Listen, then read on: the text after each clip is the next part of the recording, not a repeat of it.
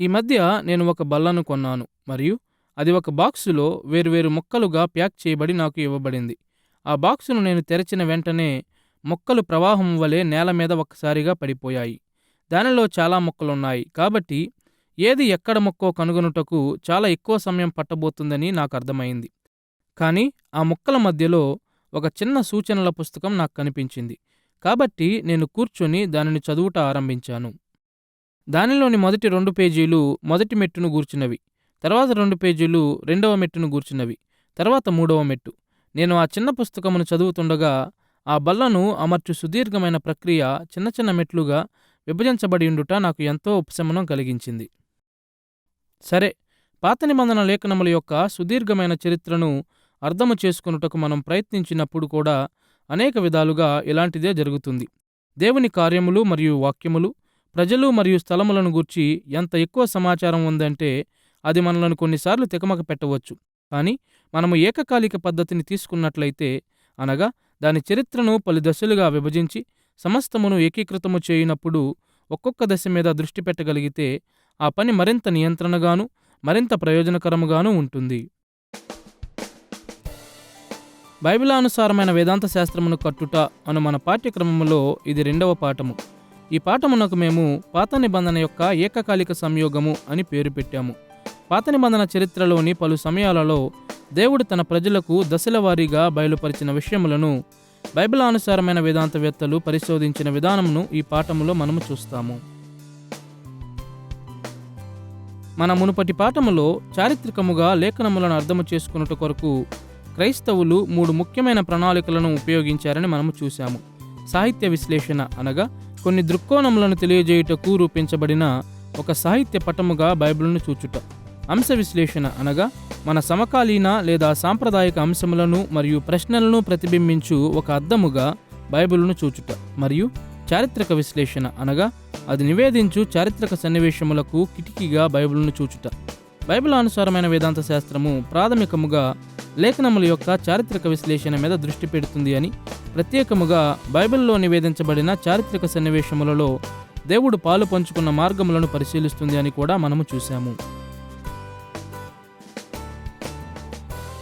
ఈ కారణము చేత మనం ఇలా చెప్పాము: బైబిలానుసారమైన వేదాంత శాస్త్రము అనగా లేఖనములో తెలియజేయబడిన దేవుని కార్యముల యొక్క చారిత్రక విశ్లేషణ నుండి వెలువడిన వేదాంత శాస్త్ర ఆలోచనయై ఉన్నది. బైబిలానుసారమైన వేదాంత శాస్త్రము దేవుని కార్యముల యొక్క లేఖన కథనముల మీద దృష్టి పెడుతుంది మరియు ఆ సన్నివేశములలో నుండి క్రైస్తవ వేదాంత శాస్త్రము కొరకు అనుమితులను వెలికి తీస్తుంది. ఈ సమీక్షణ దృష్టిలో ఉంచుకొని ఈ పాఠమును పరిశీలన చేద్దాము. పాత నిబంధన యొక్క ఏకకాలిక సంయోగము అనే ఈ పాఠములో మనము 3 ముఖ్యమైన విషయములను చూద్దాము. మొదటిగా, ఏకకాలిక సంయోగము అంటే ఏమిటో ఒక సాధారణ ధోరణిని పొందుకుందాము. రెండవదిగా, ఏకకాలిక సంయోగములో ఉపయోగించిన చారిత్రక సమాచారమును పాత నిబంధన వాక్య భాగములు తెలియజేయు మార్గములను చూద్దాము. మరియు మూడవదిగా, పాత నిబంధనలోని చారిత్రక సమాచారమును ఏకకాలిక సంయోగము చేయుట ద్వారా కనుగొనబడిన సంయోగము గల వేదాంత శాస్త్ర నిర్మాణముల మీద దృష్టి పెడదాము. మన అంశము పట్ల గల సామాన్య ధోరణితో మొదలు పెడదాము రండి. ఏకకాలిక సంయోగము అను మాట యొక్క అర్థమును గ్రహించుటకు మనము 3 విషయములను చూద్దాము. మొదటిగా, ఏకకాలిక అను పదమును నిర్వచించుదాము. రెండవదిగా, సంయోగము అనే పదమును చూద్దాము. మరియు మూడవదిగా, మన మనస్సులో ఉన్నదానిని లేఖనముల ఉదాహరణ ద్వారా ఉదాహరిద్దాము మరియు క్రమపరుద్దాము. ఏకకాలిక అను పదము యొక్క అర్థముతో ఆరంభిద్దాము. ఏకకాలిక లేక సిన్క్రోనిక్ అను పదము 2 గ్రీక్ పదముల నుండి వెలువడుతుంది. సన్ అను విభక్తి యొక్క అర్థము కూడా లేక కలిసి, మరియు క్రోనోస్ అను నామవాచకం యొక్క అర్థము కాలము. ఏకకాలిక లేక సిన్క్రోనిక్ అను పదమును చారిత్రక సన్నివేశముల కొరకు ఉపయోగించినప్పుడు అది ఒక కాలములో కలిసి లేక ఒకే సమయమందు జరిగిన సన్నివేశములను వివరిస్తుంది. పాత నిబంధన చరిత్రలో ఒకే కాలములో సంభవించిన సన్నివేశముల గుంపును బైబిలానుసారమైన వేదాంతవేత్తలు పరిశోధించే విధానమును సూచించుటకు మనము ఏకకాలిక అను పదమును ఉపయోగిస్తాము. ఈ ఆలోచనను ఉదాహరించుటకు చలనచిత్ర దర్శకులు తమ కథలను చెప్పు విధానమును గురించి ఆలోచన చేయండి. అత్యంత ఖ్యాతిగాంచిన చలనచిత్రాలు ఆరంభము నుండి అంతము వరకు కథను క్రమముగా చెబుతాయి. ఒక సన్నివేశము మరొక సన్నివేశంలోనికి మరియు ఆ సన్నివేశము ఇంకొక సన్నివేశంలోనికి ఎలా నడిపిస్తుందో అవి తెలియజేస్తాయి. అయినను చలనచిత్రమంతా ఒకటే అయినా అది అనేక చిన్న చిన్న భాగములైన సీనులుగా విభజించబడుతుంది. ప్రతి సీను పెద్ద కథలోని ఒక భాగమును తెలియజేస్తుంది. ఈ భావనలో ప్రతి సీను చలనచిత్రములోని ఒక ఏకకాలిక సందర్భమును అనగా చలనచిత్రములో ఒక సమయమును తెలియజేస్తుంది. పాత నిబంధన యొక్క ఏకకాలిక అధ్యయనము కూడా ఇలాంటి పద్ధతినే అనుసరిస్తుంది. ఏకకాలిక సంయోగములో బైబిలానుసారమైన వేదాంతవేత్తలు పాత నిబంధనలోని పలు కాలములను చరిత్ర అంతటిలో ఒక శ్రావ్యముగా గాక ఒక చలనచిత్రములోని సీనుల వలె పరిగణిస్తారు. అయినను చలనచిత్రములోని సీనుల వలె ఏకకాలిక పద్ధతులు కూడా పలు పరిమాణములు గల కాలముల మీద దృష్టి పెట్టగలవని గ్రహించుట చాలా అవసరము. కొన్నిసార్లు బైబిలానుసారమైన వేదాంతవేత్తలు క్లుప్తమైన చారిత్రక సందర్భముల మీద దృష్టి పెడితే మరికొన్నిసార్లు వారు సుదీర్ఘకాల సందర్భముల మీద దృష్టి పెడతారు. మనము కూడా సాధారణ జీవితంలో ఇదే పని చేస్తాము. కొన్నిసార్లు మనము కొన్ని విషయములను గూర్చి అవి సుదీర్ఘకాల క్రమములో చోటు చేసుకున్నా గానీ అవి ఏకకాలములో జరుగుతున్నట్టు మాట్లాడతాము. ఉదాహరణకు ఒక సుదీర్ఘమైన సంభాషణను ఒకే సన్నివేశంగా సంబోధిస్తూ కొంచెం సేపు క్రితమే నా స్నేహితునితో నేను సుదీర్ఘముగా మాట్లాడాను అని నేను చెప్పవచ్చు. మరికొన్నిసార్లు మనము పెద్ద అనిత్యమైన విషయములను గూర్చి అవి ఒకే సమయంలో సంభవించినట్లు మాట్లాడతాము. ఉదాహరణకు ఒక వారమంతా జరిగిన కార్యకలాపాలను గత వారమంతా నేను కొండలలో గడిపాను అని మనం క్రోడీకరించవచ్చు. లేక గత సంవత్సరము నేను స్కూలుకి వెళ్ళాను అని చెబుతూ సంవత్సరం అంతటినీ కూడా క్రోడీకరించవచ్చు. పాత నిబంధన చరిత్రను ఏకకాలిక భాగములుగా విభజించినప్పుడు బైబిలానుసారమైన వేదాంతవేత్తలు కూడా ఇదే విధమైన అనిత్య వశ్యతను ఉపయోగిస్తారు. కొన్నిసార్లు వారు చరిత్రలోని తక్కువ కాల వ్యవధులను ఉపయోగిస్తే మరికొన్నిసార్లు వారు సుదీర్ఘకాల వ్యవధుల మీద దృష్టి పెడతారు. ఇప్పుడు మన దృష్టిలో ఒక్క క్షణం ఉంటే తప్ప చరిత్రలోని ప్రతి ఏకకాలిక కాలములో సమయము గడుస్తుంది మరియు ఈ కాల మార్పులు చారిత్రక మార్పులను కూడా తీసుకుని వస్తాయి. కొన్నిసార్లు ఈ మార్పులు చిన్నవిగా ఉంటాయి, మరికొన్నిసార్లు ఎంతో ముఖ్యమైనవిగా ఉంటాయి. కానీ ఎలాంటి మార్పులు జరిగినను పాత నిబంధన పట్ల ఏకకాలిక పద్ధతులు ఇవ్వబడిన కాలమును ఏకముగా చూస్తాయి మరియు ఇవ్వబడిన కాలం యొక్క చివరిలో స్థాపించబడిన వేదాంత శాస్త్ర దృక్కోణముల మీద వారు ప్రాథమికముగా దృష్టి పెడతారు. ఉదాహరణకు ఆదికాండం 22వ అధ్యాయంలో అబ్రాహాము ఇస్సాకును బలి ఇచ్చుటను గూర్చిన చిన్న కథనంలో అనేక విషయములు చోటు చేసుకున్నాయి. కానీ అబ్రాహాము జీవితంలోని ఈ భాగములో ఏ వేదాంత శాస్త్ర దృక్పథములు కనిపిస్తాయి అని బైబిల్ అనుసారమైన వేదాంతవేత్తలు అడుగుతారు. ఆదికాండం 11 నుండి 25 అధ్యాయములలో అబ్రాహాము జీవితం వంటి సుదీర్ఘకాల వ్యవధులను కూడా బైబిలానుసారమైన వేదాంతవేత్తలు పరిగణలోనికి తీసుకుంటారు. ఇది సుమారుగా 175 సంవత్సరాల కాల వ్యవధి కలిగినది. అట్టి సుదీర్ఘకాల వ్యవధి పరిగణలో ఉన్నప్పుడు కూడా వారు ఇలాంటి ప్రశ్నలు అడుగుతారు. అబ్రాహాము జీవితం అంతటిలో ఏ వేదాంత శాస్త్ర దృక్కోణములు కనిపించాయి? వాస్తవానికి కొన్నిసార్లు బైబిలానుసారమైన వేదాంతవేత్తలు పాత నిబంధన అంతటినీ ఒక ఏకకాలిక భాగముగా పరిగణించి ఇలా అడుగుతారు. పాత నిబంధన దినాలలో దేవుడు ఏమి చేశాడు మరియు ఏమి చెప్పాడు? ఏకకాలిక అను మాట యొక్క నిర్వచనమును చూశాము కాబట్టి మన రెండవ పదమైన సంయోగమును ఇప్పుడు పరిశీలన చేద్దాము. సంయోగము అనే అంశమును అర్థము చేసుకొనుట కష్టమేమీ కాదు. దానిని మనము మన అనుదిన జీవితములలో ఉపయోగిస్తాము. సులువుగా చెబితే ఒక విషయములోని పలు భాగములను ఒకటిగా కలుపుటయే దాని అర్థము. ఉదాహరణకు మీరు మీ స్నేహితుని ఇంటికి భోజనానికి వెళ్ళారని ఊహించుకోండి. అక్కడ మీరు అది ఇది తింటారు. ఒకరు మాట్లాడడం మరొకరు స్పందించడం మీరు వింటారు. ఒకరు జోక్ వేస్తే ఉన్నవారంతా నవ్వుతారు. ఒకరు ఆలస్యంగా వస్తే మరొకరు త్వరగా వెళ్ళిపోతారు. ఇలా అన్ని రకముల విషయములు అక్కడ జరుగుతాయి. ఇప్పుడు తర్వాత రోజు భోజనము దగ్గర ఏమి జరిగినదో మీరు మీ స్నేహితునికి చెప్పారని ఊహించుకోండి. అక్కడ జరిగినది జరిగినట్టుగా మీరు అతనికి చెప్పుట సాధ్యము కాదు. బదులుగా అక్కడ కూడిక అంతటినీ మీరు ఐక్యపరిచి దానిలోని భావమును వెల్లడిస్తారు. అనేక విధాలుగా ఏకకాలిక సంయోగమును దృష్టిలో ఉంచుకొని లేఖనములను పరిగణించినప్పుడు మనము కూడా ఇదే చేస్తాము.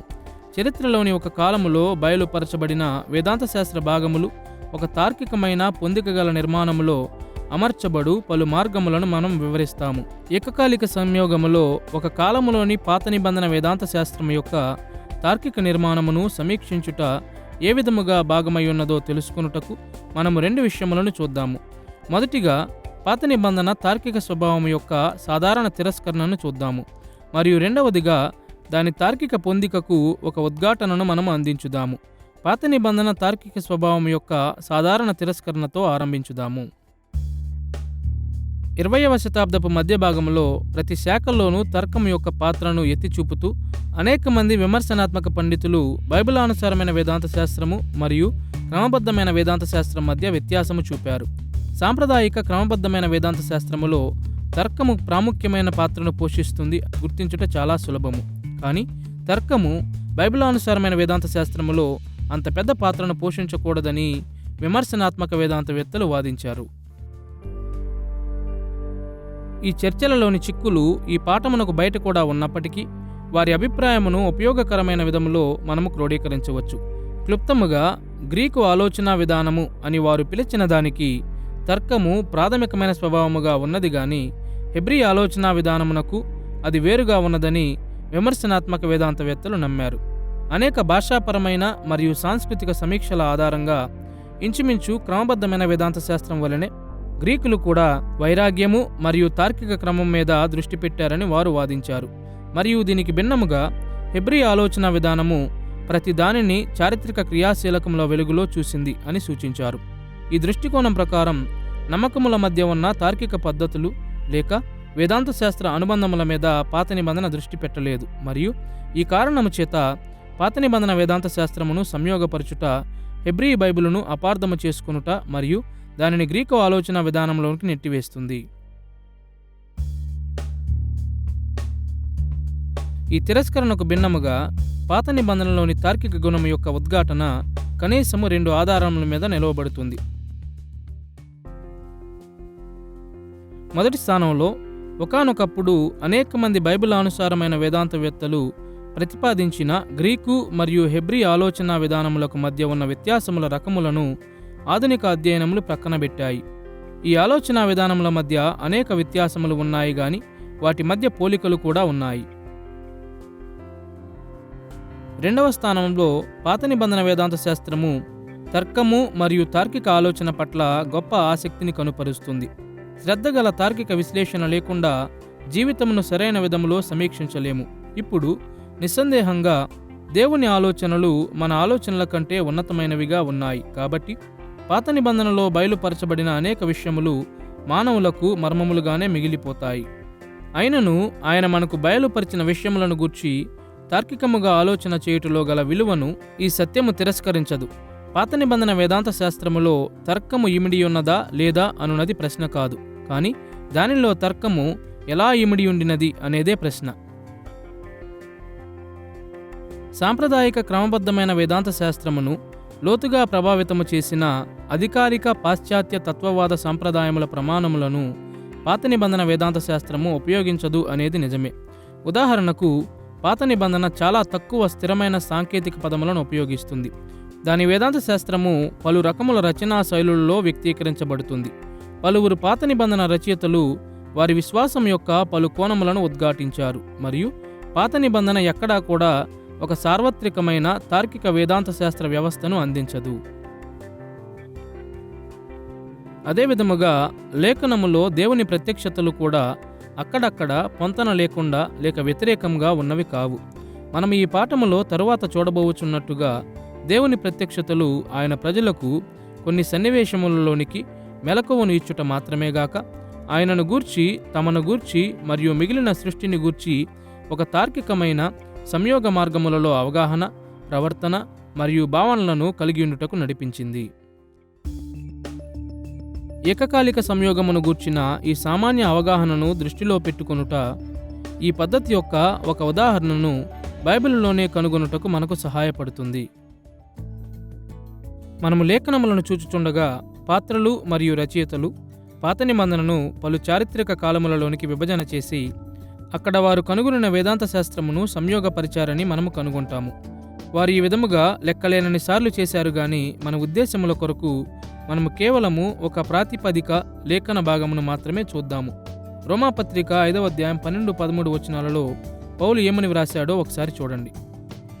ఇట్లుండగా ఒక మనుష్యుని ద్వారా పాపమును, పాపము ద్వారా మరణమును లోకములో ఏలాగు ప్రవేశించెనో అలాగుననే మనుష్యులందరూ పాపము చేసినందున మరణము అందరికినీ సంప్రాప్తమాయెను.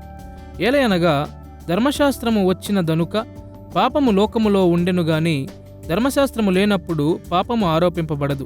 అయినను ఆదాము చేసిన అతిక్రమమును బోలి పాపము చేయని వారి మీద కూడా ఆదాము మొదలుకొని మోషే వరకు మరణమేలెను. ఆదాము రాబోవానికి గురుతయ్యుండెను. ఈ వచనములో ఆదాము పాపములో పడుట మొదలుకొని సినాయి పర్వతము యొద్ద ధర్మశాస్త్రము ఇవ్వబడుటను పౌలు ఒక ఏకకాలిక భాగముగా అనగా చరిత్రలో ఒక ఏకభాగముగా పరిగణించాడు. ఆదాము చేసిన పాపము యొక్క శాశ్వత పరిణామములు క్రీస్తు చూపిన విధేయత యొక్క శాశ్వత పరిణామములకు పూర్వగామిగా ఎలా ఉన్నాయో నిర్ధారించుట ఈ వాక్య భాగములో పౌలు యొక్క ముఖ్య అంశముగా ఉన్నది. మరియు ఈ బిందువును తెలియజేయుటకు ఆదాము మరియు మోషే మధ్య కాలములో ఉన్న అనేక వేదాంత శాస్త్ర విషయములను పౌలు సంయోగపరిచాడు. 12వ వచనములో పౌలు అంటాడు, ఒక మనుష్యుని ద్వారా పాపమును, పాపము ద్వారా మరణమును లోకములో ఎలాగు ప్రవేశించెనో. ఇక్కడ అతడు ఆదికాండం 3వ అధ్యాయం 14-19 వచనాలను ప్రస్తావిస్తూ మానవ మరణము మానవ పాపమునకు ఏ విధముగా ఫలితముగా ఉన్నదో తెలియజేశాడు. తరువాత ఆదాము పతనము మరియు సీనాయి పర్వతం మధ్య ఉన్న కాలమును ధర్మశాస్త్రము లేనప్పుడు అని పౌలు వర్ణించాడు. అనగా 10 ఆజ్ఞలు మరియు నిబంధన గ్రంథము వంటి వ్రాయబడిన ధర్మశాస్త్రము ప్రజల యొద్ద లేని కాలమది. ఆ కాలములో ప్రజలు ఆదాము చేసిన అతిక్రమమును బోలి పాపము చేయలేదని అతడు చెప్పాడు. అనగా ఏదెను వనములో ఆదాము వలె వారు ప్రత్యేకముగా నిర్మించబడిన ఆజ్ఞలను ఉల్లంఘించలేదు. ఇప్పుడు సినాయి పర్వతమునకు ముందు ధర్మశాస్త్రం ఉనికిలో లేదు అని పౌలు చెప్పిన తరువాత అతడు ఒక ఊహాజనికమైన సాధ్యతతో వ్యవహరించవలసి ఉండినది. ఆదాము మరియు మోషే మధ్యకాలములో నివసించిన ప్రజలు పాపము విషయములో నిర్దోషులై ఉండి ఉండవచ్చు. వారు ఉల్లంఘించుట కొరకు కొన్ని నిర్దిష్టమైన నియమములు లేని ఎడల వారు పాపులని మనం ఎలా చెప్పగలము? ఈ ప్రశ్నకు జవాబిచ్చుటకు ఆ కాలములోని మరొక విషయం వైపుకు పౌలు ధ్యాసను మళ్లించాడు. ఆదాము మొదలుకొని మోషే వరకు మరణమేలెను. స్త్రీ పురుషులు మరణశాపము క్రింద ఉన్నారు కాబట్టి తార్కిక అనుమతుల ఆధారముగా వారు పాపులు అయ్యుండాలని అతడు వాదించాడు. ఈ వాక్యభాగం యొక్క విస్తృత నేపథ్యంలో ఆదాము పాపము సృష్టించిన సమస్యను యేసు దేవునికి చూపిన విధేయత పరిష్కరించింది అని పౌలు చెప్పాడు. ఆదాము చేసిన ఒక అవిధేయత కార్యము ఆదాముతో జత కలిసిన ప్రతి ఒక్కరికి మరణమును కొని తెచ్చినట్లే క్రీస్తు చేసిన ఒక విధేయత కార్యము క్రీస్తుతో జత కలిసిన ప్రతి ఒక్కరికి జీవమును తెచ్చింది. మరియు ఈ కారణము చేత ఆదాము యేసు యొక్క మాదిరిగాను లేక రూపముగాను ఉన్నాడు. పౌలు యొక్క తర్కము ఏ విధముగా పనిచేసిందో గమనించండి. మొదటిగా పతనము నుండి ధర్మశాస్త్రము ఇవ్వబడినంత వరకు ఉన్న కాలమును అతడు ఏకకాలికము చేసి క్రీస్తు నుండి నేటి కాలము మధ్య ఉన్న సమయమును మరొక కాలముగా ఏకకాలికము చేశాడు. రెండవదిగా దానిలోని కొన్ని గుణములను తార్కికముగా కలిపి అతడు ప్రతియుగమును సంయోగపరిచాడు. క్లుప్తముగా బాధ్యత గల బైబిలానుసారమైన వేదాంతవేత్తలు చేయు పనినే అతడు చేశాడు. మరియు ఆధునిక క్రైస్తవులకు ఏకకాలిక సంయోగం కూడా తార్కికమైన అభ్యాసమేనని అతని మాదిరి తెలియజేస్తుంది. ఏకకాలిక సంయోగం ఏమిటో మనము చూశాము కాబట్టి మరియు క్రొత్త నిబంధన ఈ పద్ధతిని సమర్థిస్తుంది అని చూపితిమి కాబట్టి ఏకకాలిక సంయోగమును అనగా పాత నిబంధనలో చారిత్రక సమాచారమును వివేచించు ప్రక్రియను సృష్టించు ప్రాముఖ్యమైన మెట్టును మనము చూచుటకు సిద్ధముగా ఉన్నాము. మునుపటి పాఠములో మనము చూసినట్లుగా బైబిలానుసారమైన వేదాంతవేత్తలు 2 రకముల చారిత్రక సన్నివేశముల మీద విశేషమైన దృష్టిని పెడతారు. దైవిక కార్యప్రత్యక్షతలు అనగా దేవుడు చేసిన కార్యములు, మరియు దైవిక వాక్య ప్రత్యక్షతలు అనగా దేవుడు మరియు ఆయన సందేశకులు చెప్పిన వాక్కులు. పాత నిబంధనలోని ఒక కాలములోని వేదాంత శాస్త్రమును బైబిలానుసారమైన వేదాంతవేత్తలు సంయోగపరచక ముందు వారు చారిత్రక సన్నివేశములను గూర్చి వారు చూచుచున్న కాలములో సంభవించిన దేవుని కార్యములు మరియు వాక్కులను గూర్చి సమాచారమును సేకరించవలసి ఉన్నది. వారి ఏకకాలిక సంయోగమునకు ఈ చారిత్రక సత్యములు ఒక సామాన్య నిర్మాణరాలుగా ఉపయోగపడతాయి. ఇప్పుడు మొదటి చూపులో ఇది చాలా సులభమైన పనిగా అనిపించవచ్చు. కొన్ని కాలములలో జరిగిన సన్నివేశములను గూర్చి బైబిల్ చెప్పు వాటిని మనము కేవలం తిరిగి చెబితే చాలు అని మనం ఆలోచన చేయవచ్చు. కానీ మనము చూడబోచున్నట్టుగా బైబిలులో నుండి చారిత్రక సమాచారమును సేకరించుటకు చాలా శ్రద్ధ చూపవలసి ఉన్నది. పాత నిబంధన చారిత్రక సమాచారం యొక్క జాబితాగా మనకు ఇవ్వబడలేదు. బదులుగా దానిలో కథనములు, పద్యభాగము, ధర్మశాస్త్రము, జ్ఞానరచనలు, వంశావళులు, పలు రకముల కీర్తనలు, ప్రవచన పలుకులు మరియు అనేక ఇతర రచనా శైలులు కలవు. ఈ రచనా శైలులన్నీ దేవుని కార్యములు మరియు వాక్కులను గూర్చిన సమాచారమును బయలుపరుస్తాయి. కానీ ఈ చారిత్రక సమాచారము ప్రతి రచనా శైలి యొక్క సాహిత్య లక్షణములలో పొదగబడి ఉంటుంది. మరియు ఈ కారణము చేత ప్రతి సాహిత్య శైలి నుండి చారిత్రక సమాచారమును సేకరించుటకు బైబిలానుసారమైన వేదాంతవేత్తలు మార్గములను కనుగొనాలి. ఈ ప్రక్రియను గూర్చి 2 ప్రధానమైన సాహిత్య రకముల ద్వారా చర్చించుటకు మాత్రమే సమయము మనకు అనుమతిస్తుంది: పద్యభాగము మరియు కథనములు. ఈ రచనా శైలులను గూర్చి మనము నేర్చుకున్న విషయములు ఇతర రచనా శైలులకు సంబంధించిన ఆందోళనల రకములను గూర్చి మనకు అవగాహనను కలుగజేస్తుంది. పద్యభాగము చారిత్రక సమాచారమును ఇచ్చు మార్గములతో ఆరంభించుదాము. పాత నిబంధన పద్యభాగమును గూర్చి మనం మాట్లాడినప్పుడు మనము కీర్తనలు, కొంత జ్ఞాన సాహిత్యము, పాత నిబంధన ప్రవచనములో ఎక్కువ భాగము మరియు ఇతర పుస్తకములలో కొన్ని భాగములను గూర్చి మాట్లాడుతున్నాము. లేఖనములలోని దేవుని కార్యములు మరియు మాటలను గూర్చిన సత్యములను వివేచించుటకు పద్యభాగము యొక్క సాహిత్య లక్షణములు చారిత్రక సమాచారమును ఏ విధముగా బయలుపరుస్తున్నాయో మనము చూడాలి. దీనిని పరిశీలించుటకు మనము 2 విషయములను చూద్దాము. మొదటిగా, పాత నిబంధన ఎల్లప్పుడూ పరిగణించిన 2 ప్రపంచములను మనము చూద్దాము. మరియు రెండవదిగా, 2 ప్రపంచముల పట్ల ఆసక్తిని కలిగియుండుట పద్యభాగములో చారిత్రక సమాచారమును వివేచించు ప్రక్రియ మీద ఎలా ప్రభావము చూపుతుందో చూద్దాము. మొదటిగా, పాత నిబంధన పద్యభాగం యొక్క 2 ప్రపంచములను చూద్దాము.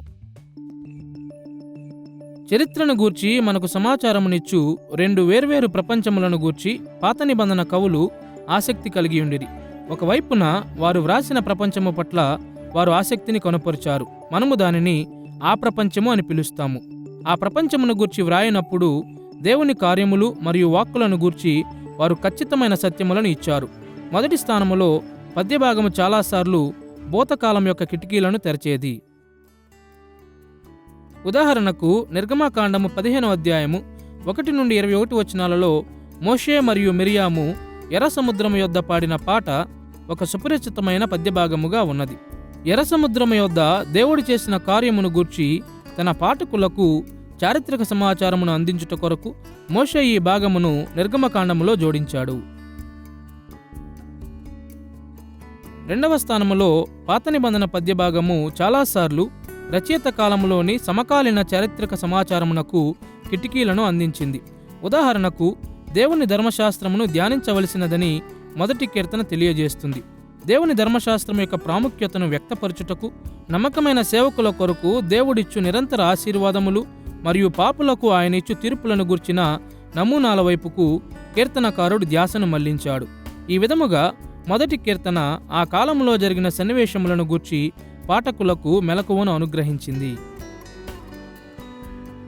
మూడవ స్థానములో కొన్నిసార్లు పాత నిబంధన కవులు తమ పాఠకుల దృష్టిని భవిష్యత్తు వైపుకు మళ్లించారు. ఉదాహరణకు, యెషయా గ్రంథము 40వ అధ్యాయం 1 నుండి 11 వచనాలలో చెరలో ఉన్న యూదులు తమ సొంత దేశమునకు తిరిగి వెళ్ళు సమయమును యెషయా తెలియజేశాడు. ఏదో ఒక విధముగా పాత నిబంధన పద్యభాగము వర్తమాన భూత భవిష్యత్ కాలములలో దేవుని ప్రత్యక్షతా కార్యములు మరియు వాక్కులను గుర్చిన సమాచారమును తెలియపరిచింది. పాత నిబంధన కవులు తమ పాఠకుల ప్రపంచము మీద కూడా దృష్టి పెట్టారు. దానిని మనము వారి ప్రపంచము అని పిలుస్తాము. తమ వాస్తవిక పాఠకుల యొక్క జీవితములను కొన్ని విధాలుగా ప్రభావితము చేయుటకు తమ రచనలను రూపొందించుట ద్వారా వారు తమ లోకము మీద దృష్టి పెట్టారు. ఉదాహరణకు, నిర్గమకాండం 15వ అధ్యాయంలో ఇయ్యబడిన మిరియాము మరియు మోషే యొక్క పాట వాగ్దాన దేశం వైపుకు నిశ్చయతతో వెళ్ళున్నట్లు మోషే యొక్క ఆదిమ పాఠకులను ప్రేరేపించింది. దేవుని ధర్మశాస్త్రమును నిరంతరము ధ్యానించున్నట్లు పురికొల్పుట కొరకు మొదటి కీర్తన వ్రాయబడినది. మరియు చెరలో ఉన్నవారు మహిమకరమైన వాగ్దాన దేశ ప్రవేశమును గూర్చి నిరీక్షణ కలిగి ఉండునట్లు ప్రోత్సహించుటకు యెషయా గ్రంథం 40వ అధ్యాయంలోని ప్రవచనములు రూపొందించబడినవి. వారి ప్రపంచముతో అనగా తమ ఆదిమ పాఠకులు నివసించిన కాలముతో మాట్లాడుటకు పాత నిబంధన కవులు వారి దృష్టిని దేవుని కార్యము మరియు వాక్య ప్రత్యక్షత యొక్క ఆ ప్రపంచం వైపుకు మళ్లించారు. పాత నిబంధన పద్యభాగం యొక్క 2 ప్రపంచములు బైబిలులోని ఈ భాగములలో ఉన్న చారిత్రక సమాచారమును వివేచించు మార్గములను ఏ విధముగా ప్రభావితము చేస్తాయో మనము చూడాలి. పాత నిబంధన కవులు వర్తమాన భూత భవిష్యత్ కాలములను గూర్చి తమ పాఠకులకు చెప్పిన విషయములు సత్యములు అనే నిశ్చయతను మనము కలిగి ఉండవచ్చు. కేవలము సత్యమును మాత్రమే మాట్లాడు దేవుని ద్వారా వారు ప్రేరేపించబడిరి, కానీ వారు చరిత్రను గూర్చి కొన్నిసార్లు సూటిగా వివరించలేదు. మరియు ఈ కారణము చేత ఖచ్చితమైన చారిత్రక సత్యములను గూర్చి కవులు చెప్పదలిచిన విషయములను తెలుసుకొనుటకు పాత నిబంధన పద్యభాగము యొక్క సాహిత్య పద్ధతులను మనము అర్థము చేసుకోవాలి. పాత నిబంధన పద్యభాగం యొక్క సాహిత్య పద్ధతులను వివరించుటకు అనేక మార్గములు కలవు, కానీ మన ఉద్దేశముల కొరకు మనము కేవలము 4 ముఖ్యమైన లక్షణములను మాత్రమే పరిశీలన చేద్దాము. మొదటిగా, వ్రాయబడిన వాటిని గూర్చి పాఠకులను ఆలోచింపజేయుటకు పద్యభాగ లేఖనములు అసాధారణమైన పదములను మరియు శబ్ద ప్రయోగ లక్షణమును ఉపయోగిస్తాయి. రెండవదిగా, చారిత్రక సత్యములను పరోక్షంగా వివరించుటకు పాత నిబంధన కవులు ఉపమాలంకారములు, ఉపమానములు, ఉదాహరణలు మరియు అతిశయోక్తులు వంటి అనేక భాషా భాగములను ఉపయోగించారు. మూడవదిగా, తమ పాఠకులలో ప్రేరేపణాత్మకమైన, ఊహాజనికమైన, భావనాత్మకమైన అనుభవాలను పురికొల్పుటకు కవులు తమ సొంత ఊహాత్మకమైన ఆలోచనలను వ్యక్తపరిచారు. నాలుగవదిగా, తమ పాఠకులలో భావనాత్మకమైన ప్రతిస్పందనలను పురికొల్పుటకు వారు తమ సొంత భావనలను వ్యక్తపరిచారు. ఈ గుణములు ఇతర బైబిలు రచనా శైలులలో కూడా కొంతవరకు కనిపిస్తాయి, గాని పాత నిబంధన పద్యభాగంలో మాత్రం అవి కేంద్రీకరించబడి ఉన్నవి. ఈ గుణములు చారిత్రక సమాచారమును తెలియపరచుట మీద ఎలాంటి ప్రభావమును చూపినవో తెలుసుకొనుటకు మనం ఇంతకు ముందే ప్రస్తావించిన ఒక పద్యభాగ లేఖనమును చూద్దాము. నిర్గమకాండం 15వ అధ్యాయములో ఎర్ర సముద్రము యొద్ద మోషే మరియు మిరియాము పాడిన పాట. నిర్గమకాండం 15వ అధ్యాయము 6-7 వచనాలలో మోషే గ్రంథస్థం చేసిన వివరాలు ఈ క్రింది విధముగా ఉన్నవి. యెహోవా, నీ దక్షిణాస్తము బలమొంది అతిశయించును. యెహోవా, నీ దక్షిణాస్తము శత్రువుని చితకగొట్టును. నీ మీదికి లేచు వారిని నీ మహిమాతిశయము వలన అణిచివేయుదువు. నీ కోపాగ్నిని రగులజేయుదువు, అది వారిని చెత్తవలే దహించును. మనము చూసినట్లుగా ఈ వాక్య భాగములో మోషే ఇజ్రాయేలు ఎర్ర సముద్రమును దాటిన చారిత్రక సన్నివేశమును గూర్చి మాట్లాడుతున్నాడు. అయినను ఈ వచనములు దేవుడు చేసిన కార్యములను గూర్చి ఒక అక్షరార్థ వివరణను ఇవ్వవు. ఉదాహరణకు, దేవుని దక్షిణాస్తము శత్రువుని చితకగొట్టును అని మోషే చెప్పినను ఎర్ర సముద్రము యొద్ద దేవుని దక్షిణాస్తము స్పష్టముగా కనిపించలేదు. దేవుని కోపాగ్ని వారిని చెత్తవలే దహించినను ఐగుప్తీయులు అగ్ని ద్వారా కాల్చబడలేదు. బదులుగా దేవుడు బలమైన తూర్పుగాలిని పంపగా అది సముద్రమును పాయలు చేసెను మరియు ఇజ్రాయేలీయులు ఆరిన నేల మీద నడిచెను అని నిర్గమకాండములోని కథనము తెలియజేస్తుంది. తరువాత ఐగుప్తీయులు దాటుచుండగా నీటిని మరలా యథాస్థాయికి తెచ్చి ఐగుప్తు సైన్యమును దేవుడు ముంచివేశాడు. కాబట్టి దేవుని దక్షిణాస్తము మరియు ఆయన కోపాగ్ని ఐగుప్తీయులను చెత్తవలే దహించుటను గూర్చి మోషే ఎందుకు మాట్లాడాడు? ఈ సన్నివేశము దేవుడు తన శత్రువుల మీద చేసిన బలమైన దాడి అని తెలియజేయుటకు సాధారణ పాత నిబంధన రూపకమైన దక్షిణాస్తము మీద మోషే ఆధారపడ్డాడు. ఐగుప్తీయుల పరిస్థితిని దహించబడిన చెత్తవలే వర్ణిస్తూ అతడు ఒక అతిశయోపమానమును ఉపయోగించాడు. వారి నాశనం యొక్క మార్గమును వివరించుటకు కాదు గాని వారు ఎంత సంపూర్ణముగా మరియు ఎంత ఘోరముగా నాశనమయ్యారో బయలుపరచుటకు. ఈ సన్నివేశం యొక్క ఊహాత్మకమైన అనుభవములను తన పాఠకుల యొక్క మనస్సులలో మరియు హృదయములలో మోషే పురికొల్పాలని ఆశించాడు. అతడు తన సొంత ఉత్సాహముతో దేవుని స్తుతించుట మాత్రమే గాక ఇతరులు కూడా ఆ విధముగానే చేయాలని ప్రోత్సహించాడు. మోషే తన పద్యభాగమును సన్నివేశం యొక్క నిజమైన కథనముగా ఉపయోగించాలని ఆశించాడు గాని అది ఒక అక్షరార్థమైన వివరణగా చదవబడాలని ఎన్నడూ కోరలేదు. నిర్గమకాండము 15వ అధ్యాయము 6-7 వచనాలలోని పద్యభాగ లక్షణములను మునుపు గుర్తించినప్పుడు దానిలోని చారిత్రక సమాచారమును మనము చాలా సులువుగా వివేచించవచ్చు. మనము దృష్టించు లేఖన భాగం యొక్క లక్షణము ఆధారముగా ఈ వచనములను మనము అనేక విధాలుగా క్రోడీకరించవచ్చు. ఉదాహరణకు, చారిత్రక సమాచారమును అనుబంధపరచుటకు అది భాషా భాగములను ఉపయోగించే విధానము మీద మనము దృష్టి పెట్టవలసి ఉంటే దానిని మనం ఈ విధముగా క్రోడీకరించవచ్చు. ఎర్ర సముద్రములో ఐగుప్తు సైన్యమును అద్భుతముగా నాశనము చేసి దేవుడు ఇజ్రాయేలును విడిపించాడు. మనము పాత నిబంధన పద్య భాగమును ఎంతో జాగ్రత్తగా పరిగణించాలని ఈ ఉదాహరణ మనకు స్పష్టము చేస్తుంది. మనము గద్య భాగమును చదువు విధముగా దీనిని మనము చదవకూడదు. బదులుగా పద్యభాగము యొక్క అసాధారణమైన పదములు మరియు శబ్ద లక్షణములను, దాని భాషా భాగములను, దాని ఊహాత్మక విషయములను మరియు దాని భావనాత్మక ప్రభావములను గుర్తిస్తూ మనము చారిత్రక సమాచారమును బట్టి పట్టాలి.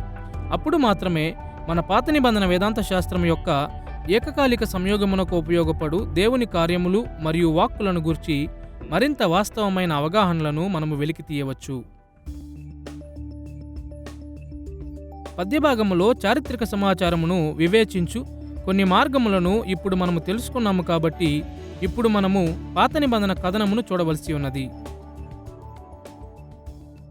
పాత నిబంధన కథనములు మనందరికీ సుపరిచితమైనవే. ఆదికాండము, నిర్గమకాండము మరియు అనేక ఇతర పుస్తకములలో కథనములు ఎక్కువగా ఉంటాయి. చారిత్రక ప్రజలు, స్థలములు మరియు సన్నివేశములను గూర్చి నిజమైన గాథలు. తమ కథలు చరిత్రను గూర్చి అనేక విషయములను తెలియజేస్తాయి కాబట్టి బైబిలానుసారమైన వేదాంతవేత్తలు కథనములను ఎక్కువగా ఉపయోగిస్తారు. వారు మాటలు మరియు ప్రసంగములు, పాత్రల యొక్క పేర్లు, సన్నివేశములు జరిగిన స్థలములు మరియు అనేక చారిత్రక అనుబంధములను గురించి నివేదిస్తారు. ఇవి మరియు ఇతర లక్షణములు ఏకకాలిక సంయోగమునకు కథనములను ఘనమైన నిధులుగా చేస్తాయి. అయితే చారిత్రక సమాచారమును వివేచించుటకు కథనములను కూడా చాలా జాగ్రత్తగా వ్యాఖ్యానించాలి. మనము పద్యభాగమును చర్చించిన విధముగానే కథనములను కూడా చర్చించుదాము. మొదటిగా, కథనములు కూడా రెండు ప్రపంచములను గూర్చి సమాచారమును ఇచ్చుట కొరకు రూపించబడినవని మనము చూద్దాము. మరియు రెండవదిగా, ఈ రచనా శైలిలో చారిత్రక సమాచారమును ఎలా వివేచించాలో మనము పరిశీలన చేద్దాము. రెండు ప్రపంచములను గూర్చి బైబిలులోని ఈ భాగములు చారిత్రక సమాచారమును ఎలా నమోదు చేస్తాయో మొదటిగా చూద్దాము. కవుల వలనే కథనముల రచయితలు కూడా రెండు ప్రపంచముల మధ్య నిలబడ్డారు. ఒకవైపున వారి వాక్య భాగం యొక్క అంశమైన ప్రపంచములో లేక ఆ ప్రపంచమును గూర్చి వారు వ్రాశారు. అయితే పద్యభాగమునకు భిన్నముగా కథనములు మునుపటి కాలము మీద ఎక్కువ దృష్టి పెడతాయి మరియు వర్తమానము లేక భవిష్యత్తును గూర్చి చాలా అరుదుగా ప్రస్తావిస్తాయి. ఉదాహరణకు, మోషే చరిత్రలో చాలా కాలం తర్వాత నివసించినను ఆదికాండములో అతడు పురాతన మరియు పితరుల చరిత్రను గూర్చి వ్రాశాడు. పాత నిబంధన రచయితలు చాలాసార్లు తమ కంటే 100 సంవత్సరముల ముందు కాలమును గూర్చి వ్రాశారు. మరొక వైపు కథనముల యొక్క రచయితలు వారి ప్రపంచమును గూర్చి అనగా పాఠకులు నివసించిన కాలమును గూర్చి కూడా మాట్లాడారు. మునుపటి కాల సన్నివేశముల వెలుగులో తమ సొంత ప్రపంచములలో వారి పాఠకులు ఆలోచన చేయాలని, కార్యములు చేయాలని మరియు భావనలు కలిగి ఉండాలని వారు కోరారు. కాబట్టి మోషే పురాతన మరియు పితరుల కాలమును గూర్చి వ్రాసినట్లే తన ఇజ్రాయేలీ పాఠకులకు తమ సొంత ధన్యతలు మరియు బాధ్యతలను గూర్చి నేర్పిన మార్గములలో అతడు పురాతన దినములను వివరించాడు. పాత నిబంధన కథనముల యొక్క రచయితలందరూ తరువాత కాలంలో నివసించిన తమ పాఠకుల కొరకు మునుపటి కాలమును గూర్చి వ్రాశారు. పాత నిబంధన కథనములు అనేక వేర్వేరు ప్రభావములు కలిగి ఉండుటకు రూపించబడినవి. అవి మహిమాన్వితమైనవి మరియు పాఠకులను దేవుని స్తుతించుటకు మరియు ఆరాధించుటకు ప్రేరేపించాయి. అవి దేవుని గుర్చిన సత్యములను వివరించు వేదాంత శాస్త్ర అనుసారమైనవి. కొన్ని రాజకీయ సంబంధమైనవి, వర్తమాన జాతీయ సన్నివేశముల మీద మరియు వివాదాత్మక వ్యతిరేక అబద్ధ బోధనల మీద దృష్టి పెట్టాయి. అవి నైతికమైనవి మరియు దేవుని ప్రజలు జీవించే విధానమును వివరించాయి. అవి ప్రోత్సాహకరమైనవి మరియు ప్రతి విధమైన నమ్మకమైన ప్రతిస్పందనను ప్రోత్సహించాయి. క్లుప్తంగా, పాత నిబంధన కథనములు ఉపదేశకమైనవి. తమ జీవితములను గూర్చి ఆదిమ పాఠకులకు ఉపదేశించుట కొరకు అవి రూపొందించబడినవి. ఇప్పుడు కథన రచనా శైలిలో చాలా వరకు ఈ ఉపదేశ ఉద్దేశము ఇమిడి ఉంటుంది. తమ కథనములకు పాఠకులు వేదాంత శాస్త్ర నియమాలను ఊహించాలని రచయితలు కోరారు. అయినను ఈ ఉపదేశ కోణము ఎంతో ఉద్దేశపూర్వకముగా ఉన్నది. పాఠకులకు తమ సొంత జీవితములను గూర్చి తెలియజేయుటకు రచయితలు ఎల్లప్పుడూ వ్రాశారు. ఈ రెండు ప్రపంచములను మనసులో ఉంచుకుని పాత నిబంధన కథనములలో నుండి చారిత్రక సమాచారమును వివేచించు మార్గములను ఇప్పుడు మనము పరిశీలన చేద్దాము. దురదృష్టవశాత్తు పాత నిబంధన కథనములు ఆధునిక విలేకరుల చారిత్రక రచనలను పోలి ఉండాలని ఆశిస్తూ ఆధునిక ఇవాంజలికల్ క్రైస్తవులు పొరపాటు పడుతుంటారు. 17వ శతాబ్దములో ఐరోపాలో జరిగిన జ్ఞానోదయము మొదలుకొని వ్రాయబడిన చారిత్రక కథనములకు వైజ్ఞానిక స్థాయిలను అన్వయింపజేయుటకు అనేక మంది చరిత్రకారులు ప్రయత్నించారు. ఈ అభిప్రాయం ప్రకారం తమ తోటివారు రసాయన శాస్త్రము మరియు జీవశాస్త్రం వంటి వైజ్ఞానిక అంశములలో ఉపయోగించు ఖచ్చితత్వమును చరిత్రకారులు కూడా ఉపయోగించుటకు ప్రయత్నించాలి. ఈ కఠినమైన స్థాయిలను క్రోడీకరించుటకు అనేక మార్గములు ఉన్నాయి. కానీ ఈ ధోరణిలో నమ్మకమైన చారిత్రక కథనములు విశాలముగాను, ఖచ్చితముగాను, నిష్పాక్షికముగాను ఉండవలెను. దీని అర్థము ఒక సమతుల్యమైన కథనమును ఇచ్చుటకు నిజమైన చారిత్రక నివేదికలలో ఒక పరిస్థితిని గూర్చి ప్రతి ముఖ్యమైన సత్యము ఇమిడి ఉంటుంది. వారి వివరములను ఎంతో ఖచ్చితత్వముతో నివేదిస్తారు, లేక కనీసం అలా చేయలేదని తెలియపరుస్తారు, మరియు పాఠకుల మనస్సులలో పక్షపాతము కలిగించు పక్షపాత విశ్లేషణలను వారు నివారిస్తారు. ఈ ఆధునిక ఆదర్శాలు ఎందుకు అభివృద్ధి చెందాయో ఇప్పుడు మనము అర్థము చేసుకోవచ్చు. ఎందుకంటే చరిత్రకారులు ఈ స్థాయిని కొంతవరకైనా అందుకోనప్పుడు సత్యమును కల్పితమని పొరపాటు పడుట చాలా సులభమవుతుంది. అయినను పాత నిబంధన కథనముల యొక్క రచయితలు ఈ ఆధునిక ఆదర్శకములను పూర్తిగా అనుసరించలేదు. ఇప్పుడు వారు మతపరమైన భ్రమలను ప్రచారము చేయలేదు, మరియు చారిత్రక తప్పిదములను లేక కల్పనలను సత్యముగా కూడా తెలియపరచలేదు. అయితే మన ఆధునిక స్పందనల ఆధారంగా గాక తమ ఉపదేశ ఉద్దేశముల ఆధారముగా వారు రచించారు. ఇది ఎలా సత్యమో తెలుసుకొనుటకు పాత నిబంధన కథనములకు పొరపాటుగా ఆపాదించబడిన 3 ఆధునిక స్థాయిలను మనము క్లుప్తముగా చూద్దాము. మరియు మొదటిగా చారిత్రక కథనములు విశాలముగా ఉండాలి అనే ఆలోచనతో ఆరంభిద్దాము. సులువుగా చెబితే పాత నిబంధన కథనములు వారి రచయితల యొక్క ఉపదేశ ఉద్దేశములకు అనువుగా ఉన్నంతగా మాత్రమే విశాలముగా ఉన్నాయి. దానిలో ప్రతి ముఖ్యమైన సత్యము ఇమిడిలేదు. దినవృత్తాంతముల గ్రంథములోని ఒక ఉదాహరణను చూద్దాము. 2వ దినవృత్తాంతముల గ్రంథము 1 నుండి 9 అధ్యాయాలలో దినవృత్తాంతముల రచయిత సొలొమోను జీవితమును గూర్చిన చరిత్రను వ్రాసినప్పుడు అతడు మొదటి రాజుల గ్రంథము 1 నుండి 11 అధ్యాయాలలో ఇవ్వబడిన నివేదికను దగ్గరగా అనుసరించాడు. అయితే సొలొమోను జీవితంలోని ప్రతి చెడు కోణమును తొలగించాడు. సొలొమోను ఫరో కుమార్తెను మరియు ఇతర అన్య స్త్రీలను వివాహము చేసుకొనుటను, దేవాలయములో ఇతర దేవతలను ఆరాధించుటకు ఆరాధనా స్థలములను సృష్టించుటను మరియు సొలొమోను పొందికొనిన బలమైన ప్రవచన ఖండింపులను అతడు తొలగించాడు. అభ్యాసికముగా చాలా వరకు ఈ అభావార్ధక సన్నివేశములు ఎంతో ప్రాముఖ్యమైనవి. ఎందుకంటే మొదటి రాజుల గ్రంథం 11వ అధ్యాయం 11 నుండి 13 వచనాల ప్రకారం సొలొమోను యొక్క వైఫల్యములు దేశ విభజనకు దారితీశాయి. అయితే తన ఉపదేశ ఉద్దేశముల కొరకు దినవృత్తాంతముల రచయిత వాటిని చేర్చకూడదని నిర్ధారించాడు. ఖచ్చితముగా ఈ సమాచారము తన పాఠకులలో అనేక మందికి ఇంతకు ముందే తెలుసు, కానీ వారు సొలొమోను చేసిన మంచి కార్యముల మీద దృష్టి పెట్టాలని దినవృత్తాంతముల రచయిత కోరాడు. తత్ఫలితముగా అతడు తన నివేదికలో సొలొమోను యొక్క సఫలత మీద దృష్టి పెట్టాడు. ప్రతి ప్రాముఖ్యమైన సత్యమును చేర్చాలనే కాంక్ష పాత నిబంధన రచయితలకు కలుగలేదు. మంచి చరిత్రను వ్రాయటంలో ఉండవలసిన విశాలతను గూర్చిన ఆధునిక అర్హతలను వారు అనుసరించలేదు. అయినప్పటికీ వారి కథనములు మునుపటిని గూర్చిన నిజమైన అధికారికమైన నివేదికలే. 2వ స్థానములో పాత నిబంధన రచయితలు తమ ఉపదేశ ఉద్దేశములకు అవసరమైన వాటిని మాత్రమే ఖచ్చితముగా వ్రాశారు. ఖచ్చితత్వము మరియు సత్యము మధ్య ఎంతో ప్రాముఖ్యమైన తేడా ఉన్నది. మన జీవితములలో ప్రతిరోజు సత్యమును తప్పుగా తెలియజేయకుండానే మనము విషయములను గూర్చి ఖచ్చితత్వము లేకుండా మాట్లాడతాము. ఒకరు టైం ఎంత అయింది అని అడిగితే 2 అయింది అని చెప్పుటకు మనం వెనకాడము. కానీ ఖచ్చితముగా సమయము 2 గంటల 2 నిమిషాల 20 సెకండ్లు అయ్యుంటుంది. జీవితంలోని ప్రతి కోణములో ఖచ్చితత్వం అనేది స్థాయికి సంబంధించినదై ఉన్నది, మరియు మనము అవసరమైనంత ఖచ్చితత్వముతో స్పందించినంత వరకు మనము సత్యములను తారుమారు చేస్తున్నామని ఎవరూ అనరు. సరే, అనేక విధాలుగా పాత నిబంధన రచయితల విషయంలో కూడా ఇదే నిజమై ఉన్నది. తమ ఉపదేశ ఉద్దేశములను అందుకొనుట కొరకు ఎంత ఖచ్చితత్వం అవసరమైయుండినదో అంత మాత్రమే వారు ఉపయోగించారు.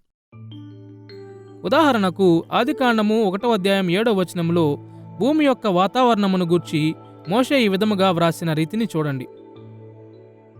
దేవుడు ఆ విశాలమును చేసి విశాలము క్రింది జలములను విశాలము మీది జలములను వేరుపరపగా ఆ ప్రకారమాయెను. ఇక్కడ రకియా అనే హెబ్రీ పదమును ఉపయోగిస్తూ దేవుడు ఆకాశములో విశాలమును ఉంచాడని మోషే వ్రాశాడు. రకియా అనే పదమునకు అర్థము ఒక రకమైన చదునైన బలమైన వస్తువు. లేఖన భాగము మనకు తెలియజేయుచున్నట్లుగా ఈ బలమైన వస్తువు విశాలము క్రింది జలములను విశాలము మీది జలములను వేరుపరచెను. భూమి యొక్క వాతావరణమును గూర్చి మోషే యొక్క వివరణ వైజ్ఞానికముగా ఖచ్చితమైనది కాదని ఆధునిక ప్రజలుగా మనకు తెలుసు. మోషే ఈ విధముగా ఎందుకు మాట్లాడాడంటే అతనికి మరియు అనేక మంది ఇతరులకు ఆకాశము ఒక సీలింగ్ వలె లేక ఒక నీలిరంగు పందిరె వలె లేక వైడూర్యము వలె కనిపించినది. పైన ఉన్న నీలిరంగు నీరు బలమైన సీలింగ్లో ఉన్న రంధ్రముల గుండా పడుట ద్వారా వర్షము కలిగినదని వారు సాధారణముగా నమ్మేవారు. అవును, ఆయన తలంచుకుంటే లేఖనములోని సర్వజ్ఞాని అయిన దేవుడు భూమి యొక్క వాతావరణమును గూర్చి మోషేకు మరింత వైజ్ఞానిక ఖచ్చితత్వముతో తెలియజేసి ఉండేవాడే. కానీ తన ప్రజలు ఆ సమయములో ఇది నేర్చుకోవాలని పరిశుద్ధాత్మ ఆశించలేదు. మోషే ప్రకృతి యొక్క నిజమైన స్థితిని గూర్చి తప్పుగా చెప్పలేదు, కానీ తనకు కనిపించిన విధముగా ఖచ్చితత్వము లేకుండా మాత్రం మాట్లాడాడు. దీనిని తెలుసుకొని ఆదికాండం 1:7 మోషే చేరుకోవాలని ఆశించిన ఖచ్చితత్వ స్థాయిని అతిగా యోచించకుండా మనము జాగ్రత్త పడాలి. దేవుడు లోకములో ఒక బలమైన వస్తువును ఉంచాడని లేక ఆ బలమైన వస్తువు క్రింద మరియు పైన దేవుడు నీటిని ఉంచాడని చెప్పుట ఒక చారిత్రక సత్యమని నిర్ధారించుట ఒక పొరపాటు అవుతుంది. బదులుగా ఈ చారిత్రక నివేదికను గూర్చి మనము చేయు సమీక్ష మోషే యొక్క ఖచ్చితత్వ లేమిని మరియు ఉపదేశ ఉద్దేశము మీద దృష్టిని గుర్తించాలి.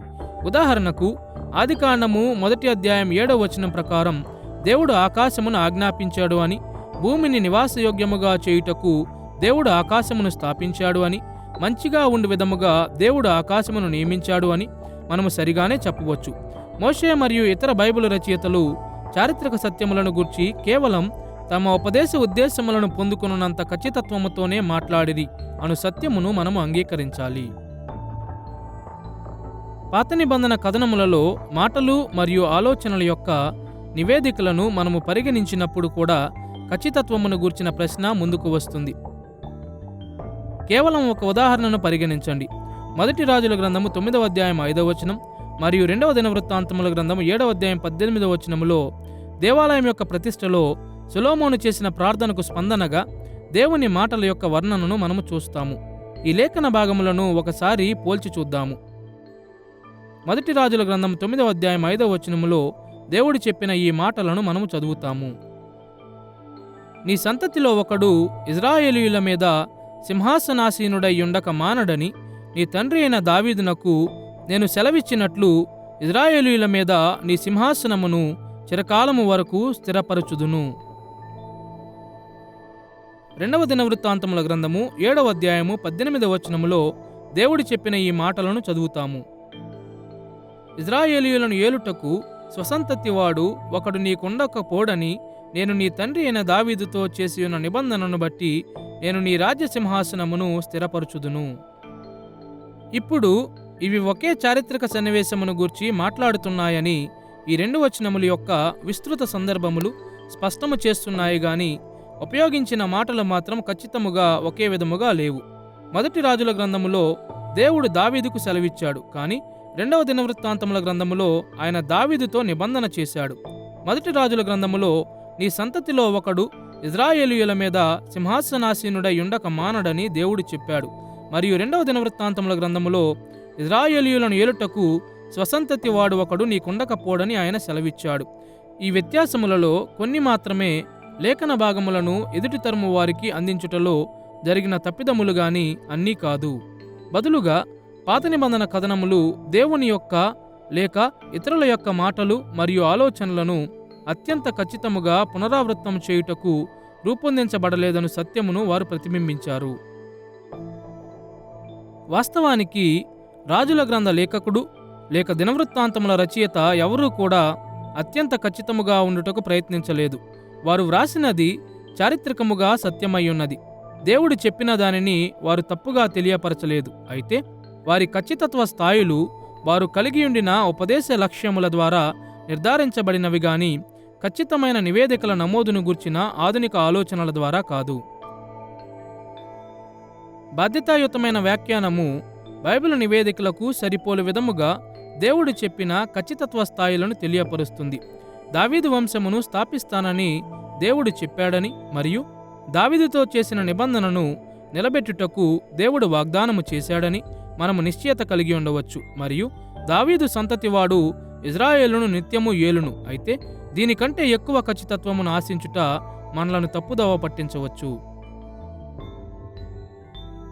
ఏకకాలిక సంయోగములో కథనం యొక్క రచనా శైలిని మనము విశదపరచుచుండగా మనము అనేక రకముల ఖచ్చితత్వ లేమిని ఎదుర్కొంటాము. ప్రజల సంఖ్య, కొలత, భౌగోళిక సూచనలు మరియు అనేక ఇతర విషయములు ఆధునిక వైజ్ఞానిక స్థాయిలను చేరుకోలేవు. అయితే ఈ ఆధునిక ఖచ్చితత్వము లేమి యొక్క అర్థము కథనములు సత్యములు కావని కాదు. భిన్నముగా పాత నిబంధన కథనములు చరిత్రను గూర్చి మనకు సత్యమును తెలియజేయుచున్నవి అనే నిశ్చయతను మనము కలిగి ఉండవచ్చు. అయినను వారి ఖచ్చితత్వమును అతిగా అంచనా వేయకుండా మనము జాగ్రత్త పడాలి. చివరిగా పాత నిబంధన కథనములు ఆధునిక స్థాయిల ఆధారముగా ఖచ్చితమైనవి కావను సత్యమును మనం పరిగణించాలి. మన కాలములోని నమ్మదగిన చరిత్ర రచయితలు తమ నివేదికలలో ఖచ్చితముగా ఉంటారని మరియు చరిత్రను గుర్చిన తమ రచనల మీద తమ వ్యక్తిగత అభిప్రాయములు లేక సన్నివేశముల యొక్క విశ్లేషణలు ప్రభావము చూపుటకు ఎన్నడూ అవకాశం ఇవ్వరని ఆలోచించుట చాలా సాధారణమైన విషయము. అయితే ఖచ్చితత్వము అనేది స్థాయికి సంబంధించినది అని మనం ఎల్లప్పుడూ జ్ఞాపకముంచుకోవాలి. చారిత్రక నివేదికలను భద్రముగా దాచినంత వరకు తమ వ్యక్తిగత పక్షపాత అభిప్రాయములను చరిత్రను అపార్థము చేయనంతగా వ్రాసిన చరిత్రకారులు ఎల్లప్పుడూ ఉనికిలో ఉండిరి. అయితే అత్యంత ఖచ్చితమైన చరిత్రకారులు కూడా కొన్ని పక్షపాతముల నుండి తప్పించుకోలేకపోయారు. కనీసం ఈ పక్షపాతములు వారు ఏ సన్నివేశములను తెలియపరిచారు మరియు వాటిని ఎలా వివరించారు అనే విషయముల మీద ప్రభావము చూపాయి. ఈ విధముగా చారిత్రక రచనలు ఎన్నడూ ఖచ్చితమైనవిగా ఉండలేదని మనము తెలుసుకుంటాము. పాత నిబంధన విషయంలో కూడా ఇదే నిజమై ఉన్నది. తమ పాఠకుల యొక్క అభిప్రాయములను రూపుదిద్దుటకు పాత నిబంధన రచయితలను దేవుడు ప్రేరేపించాడు. ఈ లక్ష్యము వారు వేటిని తొలగించారు, వేటిని జోడించారు మరియు వారు జోడించిన వాటిని ఎలా వివరించారు అనే విషయముల మీద ప్రభావం చూపినది. కొన్నిసార్లు తమ పక్షపాతములను మరియు సమీక్షలను ధైర్యముగా వ్యక్తపరచుటకు కూడా ఇవి వారిని పురికొల్పాయి. ఉదాహరణకు ఆదికాండం 13వ అధ్యాయం 13వ వచనములోని ఈ మాటలను వినండి. అక్కడ లోతు సొదొమ దగ్గర తన గుడారములను వేశాడని మోషే నివేదించాడు. సొదొమ మనుష్యులు దుష్టులను యెహోవా దృష్టికి బహుపాపులునై ఉండిరి. సొదొమను గూర్చి మోషే యొక్క విశ్లేషణ నుండి మనము ప్రక్కకు తొలగకూడదు. పట్టణమును గూర్చి తన అభిప్రాయమును ఆయన ఇచ్చాడు, కానీ అతని నైతిక అభిప్రాయము దేవుని ద్వారా ప్రేరేపించబడినది కాబట్టి సరైనదయ్యున్నది. దుష్టులతో సహవాసము చేయుటకు లోతు దేవునికి దూరమయ్యాడు, లేక సొదొమ పట్టణము దుష్ట ప్రజలతో నిండియున్నది అని మనము చెప్పవచ్చు. ఈ కథనములు నాటి చారిత్రక పరిస్థితులను గూర్చిన ఖచ్చితమైన సత్యములను తెలియజేస్తాయి. క్లుప్తంగా పాత నిబంధన కథనములు ఆధునిక చరిత్ర రచనా స్థాయిలను అందుకొనుటకు రూపొందించబడలేదని మనము నిశ్చయతతో చెప్పవచ్చు. అవి కేవలం పాత నిబంధన వేదాంత శాస్త్రం యొక్క ఏకకాలిక సంయోగమును నిర్మించుటకు ఉపయోగపడు ఆధారయోగ్యమైన చారిత్రక సమాచారమును మాత్రమే మనకు అందిస్తాయి.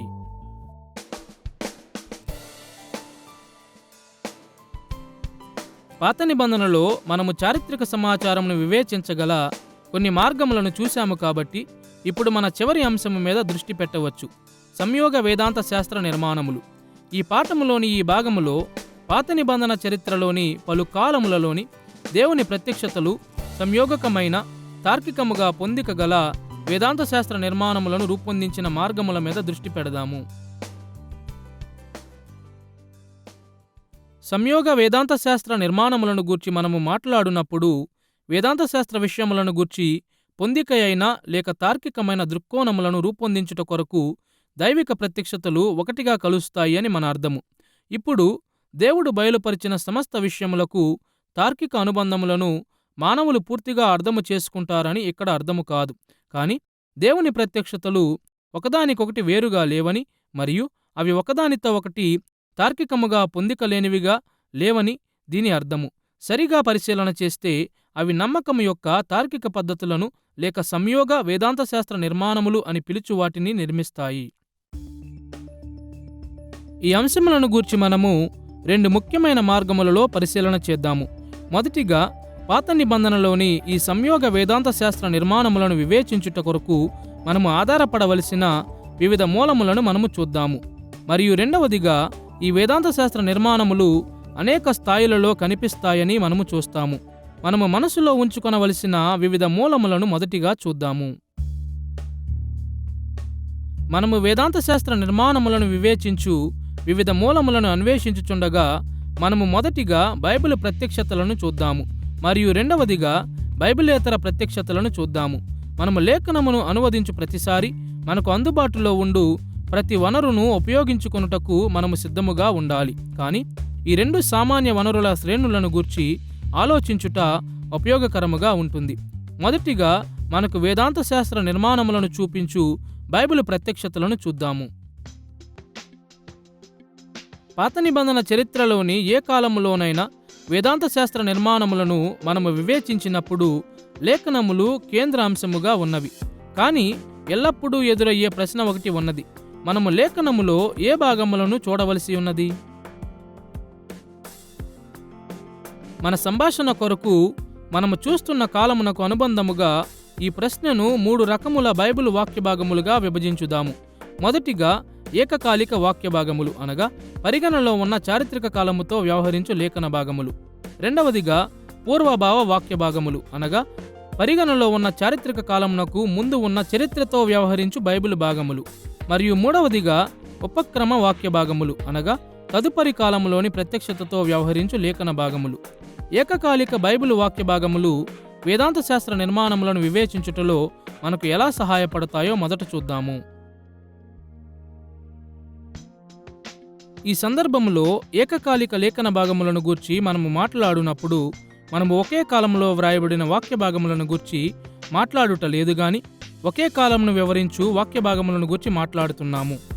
కొన్ని సందర్భాలలో ఒక కాలం యొక్క వేదాంత శాస్త్రమును గూర్చిన సమాచారము లేఖనములోని ఒక వాక్య భాగములో మాత్రమే కనిపిస్తుంది. కానీ చాలాసార్లు పాత నిబంధన చరిత్ర యొక్క కాలములు ఒక స్థలము కంటే ఎక్కువ చోట్ల వివరించబడినవి. ఇలాంటి సందర్భాలలో లేఖనము ఇచ్చు సమాచారమంతటినీ మనము కలుపవలెను. లేఖనములు దేవుని ద్వారా ప్రేరేపించబడినవని మనము నమ్ముతాము కాబట్టి దానిలోని భాగములన్నిటి యొక్క శ్రావ్యతను మనము ఉద్ఘాటిస్తాము. ఒక కాలం యొక్క చరిత్ర మరియు వేదాంత శాస్త్రమును గూర్చిన ప్రతి బైబిల్ వ్యాఖ్య వాస్తవమేనని మరియు ఆ కాలమును గూర్చి మనం ఎరిగిన సమస్తములోనికి అది పొందికగా ఇముడుతుంది అని మనము నమ్ముతాము.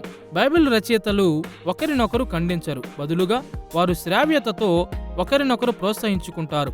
కాబట్టి మనలను మనము కేవలం ఒక వాక్య భాగమునకు మాత్రమే పరిమితము చేసుకోకూడదు. కానీ కొన్ని చారిత్రక కాలములలో దేవుడు చేసిన మరియు చెప్పిన వాటిని నిర్ధారించుటకు అనేక ఏకకాలిక భాగములలో నుండి సహాయమును పొందుకొనుటకు మనము సిద్ధముగా ఉండాలి. ఏకకాలిక వాక్య భాగములతో పాటుగా అనేకసార్లు మనము బైబిలులోని పూర్వభావ భాగముల నుండి మద్దతును పొందుకోవాలి. ఇక్కడ మనము ఇతర భాగముల కంటే ముందుగా వ్రాయబడిన బైబిల్ భాగములను గూర్చి ఆలోచన చేయుటలేదు గాని పాత నిబంధన చరిత్రలోని ఆదిమ కాలము మీద దృష్టి పెట్టు లేఖన భాగములను గూర్చి ఆలోచించుచున్నాము. మునుపటి కాలములలో దేవుడు చేసిన మరియు చెప్పిన మాటలు తరువాత కాలములోని వేదాంత శాస్త్ర నిర్మాణములను విశదపరుస్తున్నాయి. ఉదాహరణకు ఆదికాండము 12వ అధ్యాయము 1 నుండి 3 వచనాలలో దేవుడు అబ్రాహాముకు లెక్కలేనంత మంది వారసులను మరియు వాగ్దాన దేశ స్వాస్థ్యమును ఇచ్చాడు. అబ్రాహాము జీవితము కొరకు కేటాయించబడిన ఆదికాండములోని అధ్యాయములలో దేవుడు పలికిన ఈ మాటలు పదే పదే పునరావృతమవుతాయి మరియు ఆయన జీవితకాలం యొక్క వేదాంత శాస్త్ర నిర్మాణములను అర్థము చేసుకొనుటకు అవి ఎంతో కీలకమైనవిగా ఉన్నాయి. అయినను అబ్రాహాము జీవితములో వాటి ప్రాముఖ్యతను గూర్చి ఎలాంటి స్పష్టమైన వివరణ లేదు. ఈ సమస్యకు మునుపటి కాలముతో వ్యవహరించు బైబిల్ భాగములు ఉత్తమమైన రీతిలో జవాబు ఇవ్వగలవు. ఉదాహరణకు ఆదికాండము 1వ అధ్యాయము 28వ వచనములో ఫలించి అభివృద్ధి చెంది భూమిని ఏలమని ఆయన స్వరూపులైన ఆదాము హవ్వలకు దేవుడు ఆజ్ఞ ఇచ్చాడు. భూమి అందంతటా దేవుని స్వరూపం యొక్క ఈ సంఖ్యాపరమైన మరియు భౌగోళికమైన విస్తరణ మానవ జాతి కొరకు దేవుడు కలిగి ఉండిన ఉద్దేశములకు ఎల్లప్పుడూ ప్రాముఖ్యమైన విషయముగా ఉండినది. తరువాత అబ్రాహామును గూర్చి మోషే వ్రాసినప్పుడు అతడు ఈ మునుపటి వేదాంత శాస్త్ర నిర్మాణము మీద కట్టాడు. సులువుగా చెబితే ఆదామునకు ఇవ్వబడిన వాస్తవిక ఆజ్ఞను ముందుకు కొనసాగించుట కొరకు దేవుడు అబ్రాహాము మరియు అతని వంశమును ఎన్నుకున్నాడు. కాబట్టి ఆయన అబ్రాహాము వంశము మరియు భూమి మీద దృష్టి పెట్టాడు. అబ్రాహాము సంతతి యొక్క ఫలింపు మరియు వారు వాగ్దాన భూమిని స్వాధీనపరుచుకొనుట సర్వలోకము మీద మానవ జాతి యొక్క ఏలుబడికి ఆరంభ బిందువుగా ఉన్నది. పాత నిబంధన నివేదికలు అనేక వేదాంత శాస్త్ర దృష్టికోణములను వివరించలేవని మరలా మనము కనుగొంటాము. ఎందుకంటే దేవుడు ఇంతకు ముందు కాలములలో బయలుపరిచిన దాని మీద వారు ఆధారపడ్డారు. ఈ కారణము చేత చరిత్రలోని ఒక భాగములోని వేదాంత శాస్త్ర నిర్మాణములను గూర్చి మనము అధ్యయనము చేయునప్పుడు మనం ఎల్లప్పుడూ పూర్వభావ ప్రత్యక్షతలను గూర్చి అవగాహన కలిగి ఉండాలి. ఏకకాలిక మరియు పూర్వభావ లేఖనములతో పాటుగా వేదాంత శాస్త్ర నిర్మాణములను వివేచించుటలో ఉపక్రమ లేక తదుపరి లేఖన భాగములు కూడా సహాయము చేస్తాయి. ఇతర వాక్య భాగముల వలనే ఉపక్రమ లేఖన భాగములు అనగా తరువాత వ్రాయబడిన లేఖనములై ఉండవలసిన పని లేదు. బదులుగా అవి చరిత్రలో తరువాత కాలమును గూర్చి మాట్లాడు లేఖనములై ఉన్నవి. ఉదాహరణకు ఆదికాండం 12వ అధ్యాయం 3వ వచనములో దేవుడు అబ్రహాముతో చెప్పిన మాటలను వినండి. నిన్ను ఆశీర్వదించు వారిని ఆశీర్వదించెదను, నిన్ను దూషించు వారిని శపించెదను, భూమి యొక్క సమస్త వంశములు నీ యందు ఆశీర్వదించబడును. ఈ వచనము యొక్క 2వ భాగములో దేవుడు సర్వలోకమును ఆశీర్వదించుటకు మార్గముగా ఉండుటకు అబ్రాహాము స్పష్టముగా పిలువబడ్డాడు. కానీ చాలామంది ఈ వచనము యొక్క మొదటి భాగమును గూర్చి తికమకపడ్డారు. ఈ సార్వత్రిక ఆశీర్వాదము అబ్రాహామును దీవించు వారిని దేవుడు ఆశీర్వదిస్తాడు మరియు దూషించు వారిని శపిస్తాడు అనే దేవుని ఆశీర్వాదముల యొక్క రెండింతల ప్రక్రియ ద్వారా నెరవేరుతుంది అని చెప్పినప్పుడు దేవుని ఉద్దేశమేమిటి? దీనిని అర్థము చేసుకున్నటకు ఒక మార్గము తరువాత ఇవ్వబడిన బైబిల్ ప్రత్యక్షతను చూచుట. ఉదాహరణకు 72వ కీర్తన 17వ వచనములో ఇవ్వబడిన మాటలను వినండి. అతని పేరు నిత్యము నిలుచును, అతని నామము సూర్యుడున్నంత కాలము చిగుర్చుచుండును, అతనిని బట్టి మనుష్యులు దీవింపబడుదురు, అన్యజనులందరూ అతడు ధన్యుడని చెప్పుకుందురు. 72వ కీర్తన సొలొమోను కాలములో అనగా అబ్రాహాము కాలమునకు సుమారుగా 1000 సంవత్సరముల తరువాత వ్రాయబడినది. నిరంతరము నిలుచు నామమును గూర్చి అది మాట్లాడునప్పుడు అది దావీదు యొక్క గొప్ప కుమారుని గూర్చి జయించు, రాజ్యము చేయు మరియు సమస్త దేశముల నిధులను పొందుకొను మెస్సియను సంబోధిస్తుంది. ఈ వచనము ఆదికాండము 12కు ఉపక్రమ ప్రత్యక్షతగా ఉన్నది. ఎందుకంటే ఇది సొలొమోను యొక్క తదుపరి చారిత్రక కాలములో నిజమైన రాజరిక వంశములను గూర్చి మాట్లాడుతుంది. కానీ అబ్రహాము దినములలోని వేదాంత శాస్త్ర నిర్మాణములను గూర్చి కూడా అది మనకు కొన్ని విషయములను తెలియజేస్తుంది. ప్రత్యేకముగా అతనిని బట్టి మనుష్యులు దీవింపబడుదురు, అన్యజనులందరూ అతడు ధన్యుడని చెప్పుకుందురు అని చెప్పినప్పుడు అది దేవుడు అబ్రహాముకు ఇంతకు ముందు ఇచ్చిన హామీని పునరావృతం చేస్తుంది. అయితే దేవుడు అబ్రహాముతో చేసిన వాగ్దానం నెరవేర్చబడుటను గూర్చి అది మనకు ఏమి చెబుతుంది? అబ్రాహాము యొక్క ఆశీర్వాదములు యుద్ధముల ద్వారా లోకమంతా వ్యాపిస్తాయని 72వ కీర్తన చుట్టూ ఉన్న వచనములు తెలియజేస్తాయి. మెస్సీయా దుష్టదేశములను జయించి దేశములోని నీతిమంతులను రక్షించగా అబ్రాహాము రాజరిక వారసులతో నిలిచియుండువారు దీవించబడతారు మరియు ఆయనను వ్యతిరేకించువారు శపించబడతారు. మరియు తుదకు ఈ ప్రక్రియ ద్వారా భూమి మీద ఉన్న కుటుంబములన్నీ దీవించబడతాయి. ఇతర ప్రజల గుంపులతో పితరుడు కలిగి ఉండిన భావార్థక మరియు అభావార్థక సంభాషణలను గూర్చి అబ్రహామును గూర్చిన అనేక కథలు నివేదించుచున్న సత్యము ద్వారా ఈ మెలకువ నిర్ధారించబడుతుంది. దేవుడు కొందరిని ఆశీర్వదించి మరికొందరిని శపించు సంఘర్షణ ప్రక్రియ ద్వారా సమస్త జనులపై ఆయన ఆశీర్వాదములు కుమ్మరించబడతాయని దేవుడు అబ్రాహాముకు బయలుపరచాడు. ఈ ఉదాహరణ తెలియజేయుచున్నట్లు తదుపరి ప్రత్యక్షత వాటిని స్పష్టము చేసినంత వరకు మునుపటి వేదాంత శాస్త్ర నిర్మాణములు ప్రస్తావించబడలేదు లేక సందిగ్ధంగా విడిచిపెట్టబడ్డాయి. ఈ సందర్భములో ఆదిమ కాలముల వేదాంత శాస్త్ర నిర్మాణములను అర్థము చేసుకున్నటకు ఉపక్రమ బైబిల్ ప్రత్యక్షతలు మనకు సహాయము చేయగలవు. కాబట్టి పాత నిబంధన చరిత్రలోని ఒక భాగము యొక్క వేదాంత శాస్త్ర నిర్మాణములను సంపూర్ణముగా అర్థము చేసుకొనుటకు బైబిల్ ప్రత్యక్షతలోని అన్ని కాలక్రమానుగత విధానములలో నుండి నేర్చుకునుట కొరకు మనము సిద్ధముగా ఉండాలని మనము చూడవచ్చు.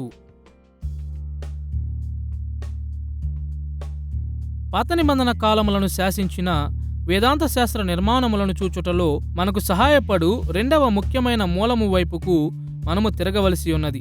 అది బైబిలేతర ప్రత్యక్షత లేక లేఖనము వెలుపల ఉన్న దేవుని ప్రత్యక్షత. పాత నిబంధనలోని ఒక కాలము యొక్క వేదాంత శాస్త్ర నిర్మాణములను అర్థము చేసుకున్నటకు మనము ప్రయత్నించుచుండగా ఏ బైబిల్ వాక్య భాగము కూడా వేదాంత శాస్త్ర శూన్యతలో వ్రాయబడలేదని గుర్తు చేసుకునుట చాలా అవసరము. పాత నిబంధన రచయితలు తమ పాత్రలతోనూ మరియు తమ పాఠకులతోనూ పంచుకున్న నమ్మకముల మరియు వేదాంత శాస్త్ర నిర్మాణముల సందర్భములో తమ లేఖనములను వ్రాశారు. రెండు రకముల బైబిలేతర ప్రత్యక్షతల ద్వారా దేవుడు ఈ వేదాంత శాస్త్ర చట్రములను బయలుపరిచాడు. మొదటిగా ఆయన వాటిని సాధారణ ప్రత్యక్షత ద్వారా అనగా సమస్త విషయములలో దేవుని ప్రత్యక్షత ద్వారా బయలుపరిచాడు. మరియు రెండవదిగా లేఖనములో కనిపించని విశేష ప్రత్యక్షత ద్వారా ఆయన వాటిని ఇచ్చాడు. సాధారణ ప్రత్యక్షత ద్వారా ఆరంభము నుండే ప్రతి ఒక్కరూ నిజమైన వేదాంత శాస్త్రమును గూర్చి కనీసం కొంతైనా నేర్చుకున్నారని పాత నిబంధన మరియు క్రొత్త నిబంధన రెండూ తెలియజేయుచున్నవి. దేవుడు ఆయన స్వభావమును, ఆయన నైతిక అర్హతలను, ఆయన సృష్టి యావత్తులో ప్రజలందరి మీద పాపం యొక్క పరిణామములను స్పష్టముగా బయలుపరిచాడని 19వ కీర్తన మరియు రోమాపత్రిక 1వ అధ్యాయము 18 నుండి 21 వచనముల వంటి లేఖన భాగములు సూచించుచున్నవి. మనము విషయమును ఈ విధముగా క్రోడీకరించవచ్చు. సాధారణ ప్రత్యక్షత నుండి తాము నేర్చుకున్న వాటిని పాపులైన ప్రజలు అనగద్రొక్కినప్పటికీ ఏదో ఒక స్థాయిలో దేవుని విశేష ప్రత్యక్షతలను అర్థము చేసుకున్నటకు బాధ్యులుగా ఉండుటకు కావలసినంత నిజమైన వేదాంత శాస్త్రమును వారు అర్థము చేసుకుంటారు. సాధారణ ప్రత్యక్షత యొక్క వాస్తవికత కారణముగా తమ కథలలోని చారిత్రక పాత్రలు మరియు తరువాత వారి కథలను చదివిన పాఠకులు వారిని రచయితలుగా ఉంచి అనేక నిజమైన వేదాంత శాస్త్ర దృక్కోణములను నేర్చుకున్నారని పాత నిబంధన రచయితలు ఎల్లప్పుడూ ఊహించారు. అనేక సామాన్య వేదాంత శాస్త్ర నిర్మాణములు అప్పటికే ఉనికిలో ఉన్నందున కొన్ని విషయములను బాహాటముగా వివరించవలసిన అవసరతను వారు చూడలేదు. సాధారణ ప్రత్యక్షతను మరిచిపోవుట వలన ఆధునిక వేదాంతవేత్తలు తరచుగా అపార్థము చేసుకున్న ఒక వాక్య భాగమును పరిగణించండి. ఉదాహరణకు ఈ మాటలు చెబుతూ తన కుమారుని బలియిచ్చుట నుండి దేవుడు అబ్రాహామును అడ్డుకున్నాడని ఆదికాండము 22వ అధ్యాయము 12వ వచనం తెలియజేస్తుంది. అప్పుడు ఆయన, ఆ చిన్నవాని మీద చెయ్యి వేయకుము, అతని నేమియూ చేయకుము, నీకు ఒక్కడయున్న నీ కుమారుని నాకియ్య వెనుదీయలేదు గనుక నీవు దేవునికి భయపడువాడవని ఇందువలన నాకు కనబడుచున్నదనెను. దురదృష్టవశాత్తు ఈ లేఖన భాగమును సమకాలీన వేదాంతవేత్తలు తరచుగా అపార్థం చేసుకుంటారు.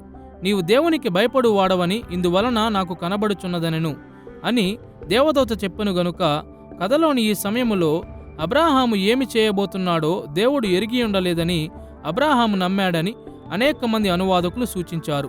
మరొక మాటలో ఈ కాలంలోని వేదాంత శాస్త్రములో దేవుడు సర్వజ్ఞాని అనే నమ్మకము ఇమిడి ఉండలేదని వారు నమ్మారు. అయితే సాధారణ ప్రత్యక్షతను గూర్చి బైబిల్ ఇచ్చు సాక్ష్యము దీనికి భిన్నమైన విషయమును సూచిస్తుంది. సర్వజ్ఞానము వంటి దేవుని అదృశ్య లక్షణములు సమస్త జనులకు తెలుసు అని రోమాపత్రిక 1వ అధ్యాయము 20వ వచనములో పౌలు తెలియజేశాడు. అవును, పాపులైన ప్రజలు ఈ జ్ఞానమును అణిచివేసి అబ్రాహాముతో దేవుడు పలికిన మాటలను అపార్థము చేసుకోవచ్చు. కానీ అబ్రాహాము జీవితములోని ఈ సమయమును గూర్చి మోషే వ్రాసిన మాటలు దేవుడు జ్ఞానములో పరిమితులు కలిగి ఉన్నాడు అని తెలియజేయవని సాధారణ ప్రత్యక్షత స్పష్టము చేస్తుంది. మరలా బైబిల్ రచయితలు సాధారణ ప్రత్యక్షతను ఊహించుకున్నారు. ఇజ్రాయేలు ప్రవక్తలైన యోనా మరియు దానియేలుల ద్వారా అన్యజనులు సందేశములను అందుకున్నప్పుడు ఈ ప్రవక్తలు ఖచ్చితముగా చెప్పిన మాటల ఆధారముగానే వారి వేదాంత శాస్త్ర దృక్పథములు రూపొందించబడలేదు. అన్యజనులు పరలోక భూలోక దేవుని గూర్చిన సత్యములను చాలా వరకు సాధారణ ప్రత్యక్షత ద్వారా అర్థము చేసుకున్నారు అనే నిశ్చయతతోనే దేవుని సందేశకులు మాట్లాడారు. పాత నిబంధన చరిత్రను తెలియపరచు వేదాంత శాస్త్ర నిర్మాణములను అర్థము చేసుకున్నటకు మనము ప్రయత్నించుచుండగా బైబిల్ రచయితలు సాధారణ ప్రత్యక్షతను ఊహించుకున్నారు కాబట్టి అనేక విషయములు వ్రాయబడలేదు. సాధారణ ప్రత్యక్షతతో పాటుగా పాత నిబంధన చరిత్ర కాలములోని వేదాంత శాస్త్ర నిర్మాణములను అర్థము చేసుకున్నటలో రెండవ బైబిలేతర మూలము కూడా మనకు సహాయము చేస్తుంది. అది బైబిలేతర విశేష ప్రత్యక్షత. స్వప్నములు, దర్శనములు, కలలు మొదలగు వాటి ద్వారా దేవుడు కొంతమంది ప్రజలకు విశేష ప్రత్యక్షతలను ఇచ్చాడని పాత నిబంధన సూచిస్తుంది. లేఖనములో అనేక మంది పరిశుద్ధులు ఎంతో విశేష ప్రత్యక్షతను పొందుకున్నారు గాని దానికి ప్రత్యేకమైన బైబిల్ ఆధారములు లేవని మనము చెప్పకుండా ఉండలేము. విశేష ప్రత్యక్షతలు ఇజ్రాయేలు వెలుపల ఉన్న మెల్కీసెదకు మరియు యోసేపు దినములలో ఫరో వంటి ప్రజలకు కూడా ఇవ్వబడినవి. కొన్నిసార్లు ఈ బైబిలేతర ప్రత్యక్షతలు కలిగాయని మరియు పురాతన ప్రజలకు వీటిని గూర్చి తెలుసు అని పాత నిబంధన సూచిస్తుంది. ఉదాహరణకు ఆదికాండము 7వ అధ్యాయం 2వ వచనములో దేవుడు నోవాహుతో చెప్పిన మాటలను వినండి. పవిత్ర జంతువులలో ప్రతి జాతి పోతులు 7ను, పెంటులు 7ను, పవిత్రములు కాని జంతువులలో ప్రతి జాతి పోతును, పెంటియు 2ను నీ యొద్ద ఉంచుకొనుము. ఈ వాక్య భాగములో అవి ఓడలోనికి ప్రవేశించుచుండగా పవిత్రమైన మరియు పవిత్రము కాని జంతువులను వేరు చేయమని దేవుడు నోవహుకు ఆజ్ఞాపించాడు. ఏ జంతువులు పవిత్రమైనవో మరియు పవిత్రము కానివో దేవుడు బయలుపరిచిన దాఖలు లేఖనములో ఎక్కడా లేవు. దేవుడు పవిత్రమైన మరియు పవిత్రము కాని జంతువులను గూర్చి నోవహుకు లేక మరొక వ్యక్తికి ప్రత్యేకముగా బయలుపరిచాడు అనేది దీనికి ఉత్తమమైన జవాబు. పాత నిబంధన చరిత్రలో ఒక కాలమును తెలియజేయు వేదాంత శాస్త్ర నిర్మాణములను మనము అన్వేషించుచుండగా మన యొద్ద నివేదికలు లేని విశేష ప్రత్యక్షతలను దేవుడు ఇచ్చియుంటాడు అనే సూచనలను గూర్చి కూడా మనము ఎరిగి ఉండాలి. ఇలాంటి బైబిలేతర ప్రత్యక్షతల పట్ల మనము శ్రద్ధ వహించినప్పుడు మనము పరిగణించుచున్న చారిత్రక కాలం యొక్క పొందిక గల సంయోగ నిర్మాణములను మనము సంపూర్ణముగా అర్థము చేసుకోగలుగుతాము. సాధారణ ప్రత్యక్షతతో పాటుగా పాత నిబంధన చరిత్ర కాలములోని వేదాంత శాస్త్ర నిర్మాణములను అర్థము చేసుకున్నటలో రెండవ బైబిలేతర మూలము కూడా మనకు సహాయము చేస్తుంది. అది బైబిలేతర విశేష ప్రత్యక్షత. చరిత్రలోని పలు కాలములలోని పాత నిబంధన వేదాంత శాస్త్రం యొక్క సంయోగమైన మరియు తార్కికమైన అమరికల కొరకు మనము అన్వేషించుచుండగా పలు స్థాయిల వేదాంత శాస్త్ర నిర్మాణములు వెలుగులోనికి వస్తాయని వెంటనే స్పష్టమవుతుంది. దానిలో విస్తృత వర్ణమాల ఉంటుంది మరియు అది అనేక సులువైన నిర్మాణముల నుండి ఎంతో విశాలమైన నిర్మాణముల వరకు వ్యాపిస్తుంది. దీనిని పరిశీలించుట కొరకు మనము వేదాంత శాస్త్ర నిర్మాణముల యొక్క 3 సాధారణ స్థాయిలను చూద్దాము. మొదటిగా మనము మౌలిక స్థాయి సంయోగ వేదాంత శాస్త్ర నిర్మాణములను చూద్దాము. రెండవదిగా మనము మధ్యమిక స్థాయి సంయోగ వేదాంత శాస్త్ర నిర్మాణముల ఉదాహరణను చూద్దాము. మరియు మూడవదిగా మనము క్లిష్టమైన సంయోగ వేదాంత శాస్త్ర నిర్మాణములను చూద్దాము. మొదటిగా పాత నిబంధన చరిత్రలోని పలు కాలములలో బయలుపరచబడిన వేదాంత శాస్త్రమును తెలియపరిచిన కొన్ని మౌలికమైన తార్కిక అమరికలను చూద్దాము. అత్యంత మౌలికమైన వేదాంత శాస్త్ర నిర్మాణములు దేవుని యొక్క ప్రత్యేకమైన కార్యములు మరియు మాటలలో గల తార్కికమైన అనుబంధములు మరియు పరిణామములలో కనిపిస్తుంది. ఇక్కడ మన ఆలోచనను గమనించుటకు మనము 2 విషయములను చూద్దాము. మొదటిగా దైవిక కార్య మరియు వాక్య ప్రత్యక్షతలు తార్కికముగా కలుసుకుని కొన్ని మార్గములను మనము చూద్దాము. మరియు రెండవదిగా మన మనస్సులో ఉన్న దానిని ఒక ప్రత్యేకమైన వాక్య భాగము ద్వారా ఉదాహరించుదాము. మొదటిగా దైవిక కార్యములు మరియు మాటల మధ్య ఉన్న తార్కికమైన కలయికల యొక్క రకములను చూద్దాము. దేవుని విశేష ప్రత్యక్షతలు ఒకదానితో ఒకటి అనుబంధపరుచుకునుటకు అనేక మార్గములు ఉన్నాయి. మొదటి స్థానములో దేవుని కార్యములు చాలాసార్లు దేవుని మాటలతో కలుస్తాయి. మనమింతకు ముందు పాఠములో చూసినట్లుగా దేవుని వాక్యములు ప్రవచనముల రూపములో దేవుని కార్యముల కంటే ముందు వచ్చాయి. మరికొన్నిసార్లు దేవుని వాక్యములు ఆయన కార్యములతో పాటుగా సంభవించాయి మరియు ఆయన చేయు కార్యములను వివరించాయి.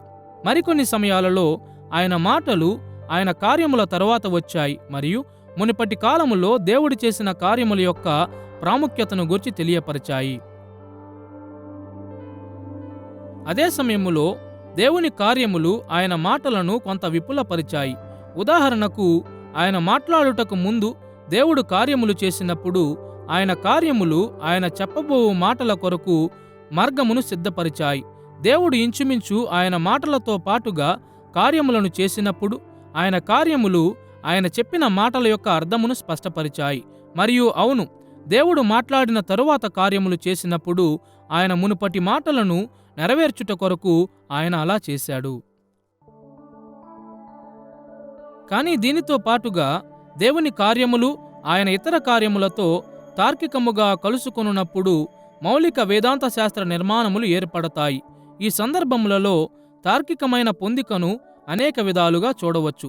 కొన్ని సాధ్యతలు ఏమనగా, కొన్నిసార్లు దేవుడు చేసిన ఒక కార్యము ఆయన చేసిన మరొక కార్యమునకు సులువుగా జోడించబడుతుంది. మరికొన్ని సమయాలలో దేవుడు చేసిన ఒక కార్యము ఆయన చేసిన మరొక కార్యమునకు ముందు వస్తుంది. దేవుని కార్యములు ఆయన చేయు ఇతర కార్యములకు మార్గములను సిద్ధపరిచాయి, మరియు కొన్నిసార్లు దైవిక కార్యములు మరికొన్ని కార్యములకు కారణమయ్యాయి. దీనిని మించి దేవుని వాక్య ప్రత్యక్షతలు ఇతర వాక్య ప్రత్యక్షతలతో తార్కికముగా కలిసిన విధానమును మనము చూసినప్పుడు మౌలిక వేదాంత శాస్త్ర నిర్మాణములు కూడా వెలుగులోకి వస్తాయి. మరొకసారి, సాధ్యమైన అనుబంధములు లెక్కలేనన్నివిగా ఉన్నవి. కొన్నిటిని మాత్రమే తెలియజేయదలిచితే ఒక మాట మరొక మాటకు సులువుగా జోడించబడవచ్చు. ఒక మాట మరొక దానికి తార్కికమైన ఆధారము కావచ్చు, లేక ఒక మాట మరొక మాటను వివరించవచ్చు. దేవుని కార్యములు మరియు మాటలు ఒకదానితో ఒకటి అనుబంధము కలిగియుండు అనేక మార్గములు పలు తార్కికమైన అమరికలను స్థాపించగలవు. దేవుని విశేష కార్యములు మరియు మాటల మధ్య కలయికలు లెక్కలేనన్ని తార్కికమైన పరిణామముల చిక్కులతో కూడిన వలయములను కలుగజేస్తుంది. ఈ పరిణామములు పాత నిబంధన చరిత్రలోని కొన్ని కాలములలో దేవుడు స్థాపించిన సంయోగ వేదాంత శాస్త్ర నిర్మాణములను లేక పొందిక గల వేదాంత శాస్త్ర దృక్పథములను రూపొందించాయి. ఈ సాధారణ ఆలోచనను మనసులో ఉంచుకొనుట దేవుని కార్యములు మరియు మాటల యొక్క కలయిక ఒక వాక్య భాగములో పొందిక గల వేదాంత శాస్త్ర నిర్మాణములను ఎలా కలుగజేస్తుందో ఉదాహరించుటకు సహాయపడుతుంది. ఉదాహరణకు, ఆదికాండం 2వ అధ్యాయము 15 నుండి 22 వచనాలలో హవ్వను సృష్టించిన సన్నివేశములోని ఒక భాగమును పరిశీలన చెయ్యండి. అక్కడ మనము ఈ సుపరిచితమైన మాటలను చదువుతాము. మరియు దేవుడైన యెహోవా నరుని తీసుకొని ఏదెను తోటను సేద్యపరచుటకును దాని కాచుటకును దానిలో ఉంచెను. మరియు దేవుడైన యెహోవా నరుడు ఒంటరిగా నుండుట మంచిది కాదు, వానికి సాటి అయిన సహాయమును వాని కొరకు చేయుదుననుకొనెను. దేవుడైన యెహోవా ప్రతి భూజంతువును ప్రతి ఆకాశ పక్షిని నేల నుండి నిర్మించి ఆదాము వాటికి ఏ పేరు పెట్టునో చూచుటకు అతని యొద్దకు వాటిని రప్పించెను. జీవము గల ప్రతిదానికి ఆదాము ఏ పేరు పెట్టెనో ఆ పేరు దానికి కలిగెను. అయినను ఆదామునకు సాటి అయిన సహాయము అతనికి లేకపోయెను. అప్పుడు దేవుడైన యెహోవా ఆదామునకు గాఢ నిద్ర కలుగజేసి అతడు నిద్రించినప్పుడు అతని ప్రక్కటెముకలలో ఒక దానిని తీసి ఆ చోటును మాంసముతో పూడ్చివేసెను. తరువాత దేవుడైన యెహోవా తాను ఆదాము నుండి తీసిన ప్రక్కటెముకను స్త్రీనిగా నిర్మించి ఆమెను ఆదాము నొద్దకు తీసుకుని వచ్చెను. మొదటిగా, దేవుని కార్యములు మరియు మాటల మధ్య ఉన్న కొన్ని తార్కిక కలయికలను పరిగణించండి. ఈ వాక్య భాగము 15వ వచనములో తోటను సేద్యపరచుటకు తోటలో దేవుడు మానవుని ఉంచుటతో ప్రారంభమవుతుంది. ఈ కార్యము 18వ వచనం మొదటి భాగములో ఉన్న దేవుని మాటతో కలిసింది. అక్కడ దేవుడు నరుడు ఒంటరిగా ఉండుట మంచిది కాదు అని సెలవిచ్చాడు. మొదటి చూపులో ఏదెను వనములో ఆదాము యొక్క జీవితము ఎంతో ఘనముగా ఉండేదని మనకు అనిపించవచ్చు. కానీ దేవుని వాక్యము ఆయన ఇంతకుముందు చేసిన కార్యమును జ్ఞాపకము చేసుకుని ఆదాము ఒంటరిగా ఉండుట మంచిది కాదు అని జ్ఞాపకం చేస్తుంది.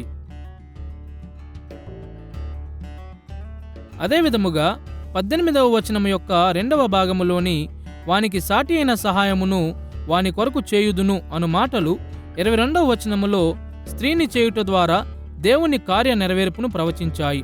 దేవుని కార్యములు మరియు మాటల మధ్య ఉన్న ఈ తార్కిక అనుబంధములు సులువైన వేదాంత శాస్త్ర నిర్మాణమును అనగా చరిత్రలోని ఈ భాగములో వెలువడిన పొందిక గల నమ్మకముల గుంపును బయలుపరుస్తాయి.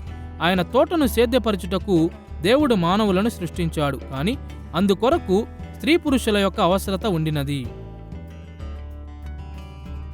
ఈ కథనములో దేవుడు చేసిన వివిధ కార్యములు ఒకదానితో ఒకటి సంయోగ వేదాంత శాస్త్ర నిర్మాణములను బయలుపరచు విధముగా కలుసుకున్నాయి. 19వ వచనములో వాటికి పేర్లు పెట్టుట ద్వారా ఆదాము వాటి మీద అధికారము కలిగి ఉండునట్లు సిద్ధపరచుటకు దేవుడు ముందుగానే జంతువులను సృజించాడు.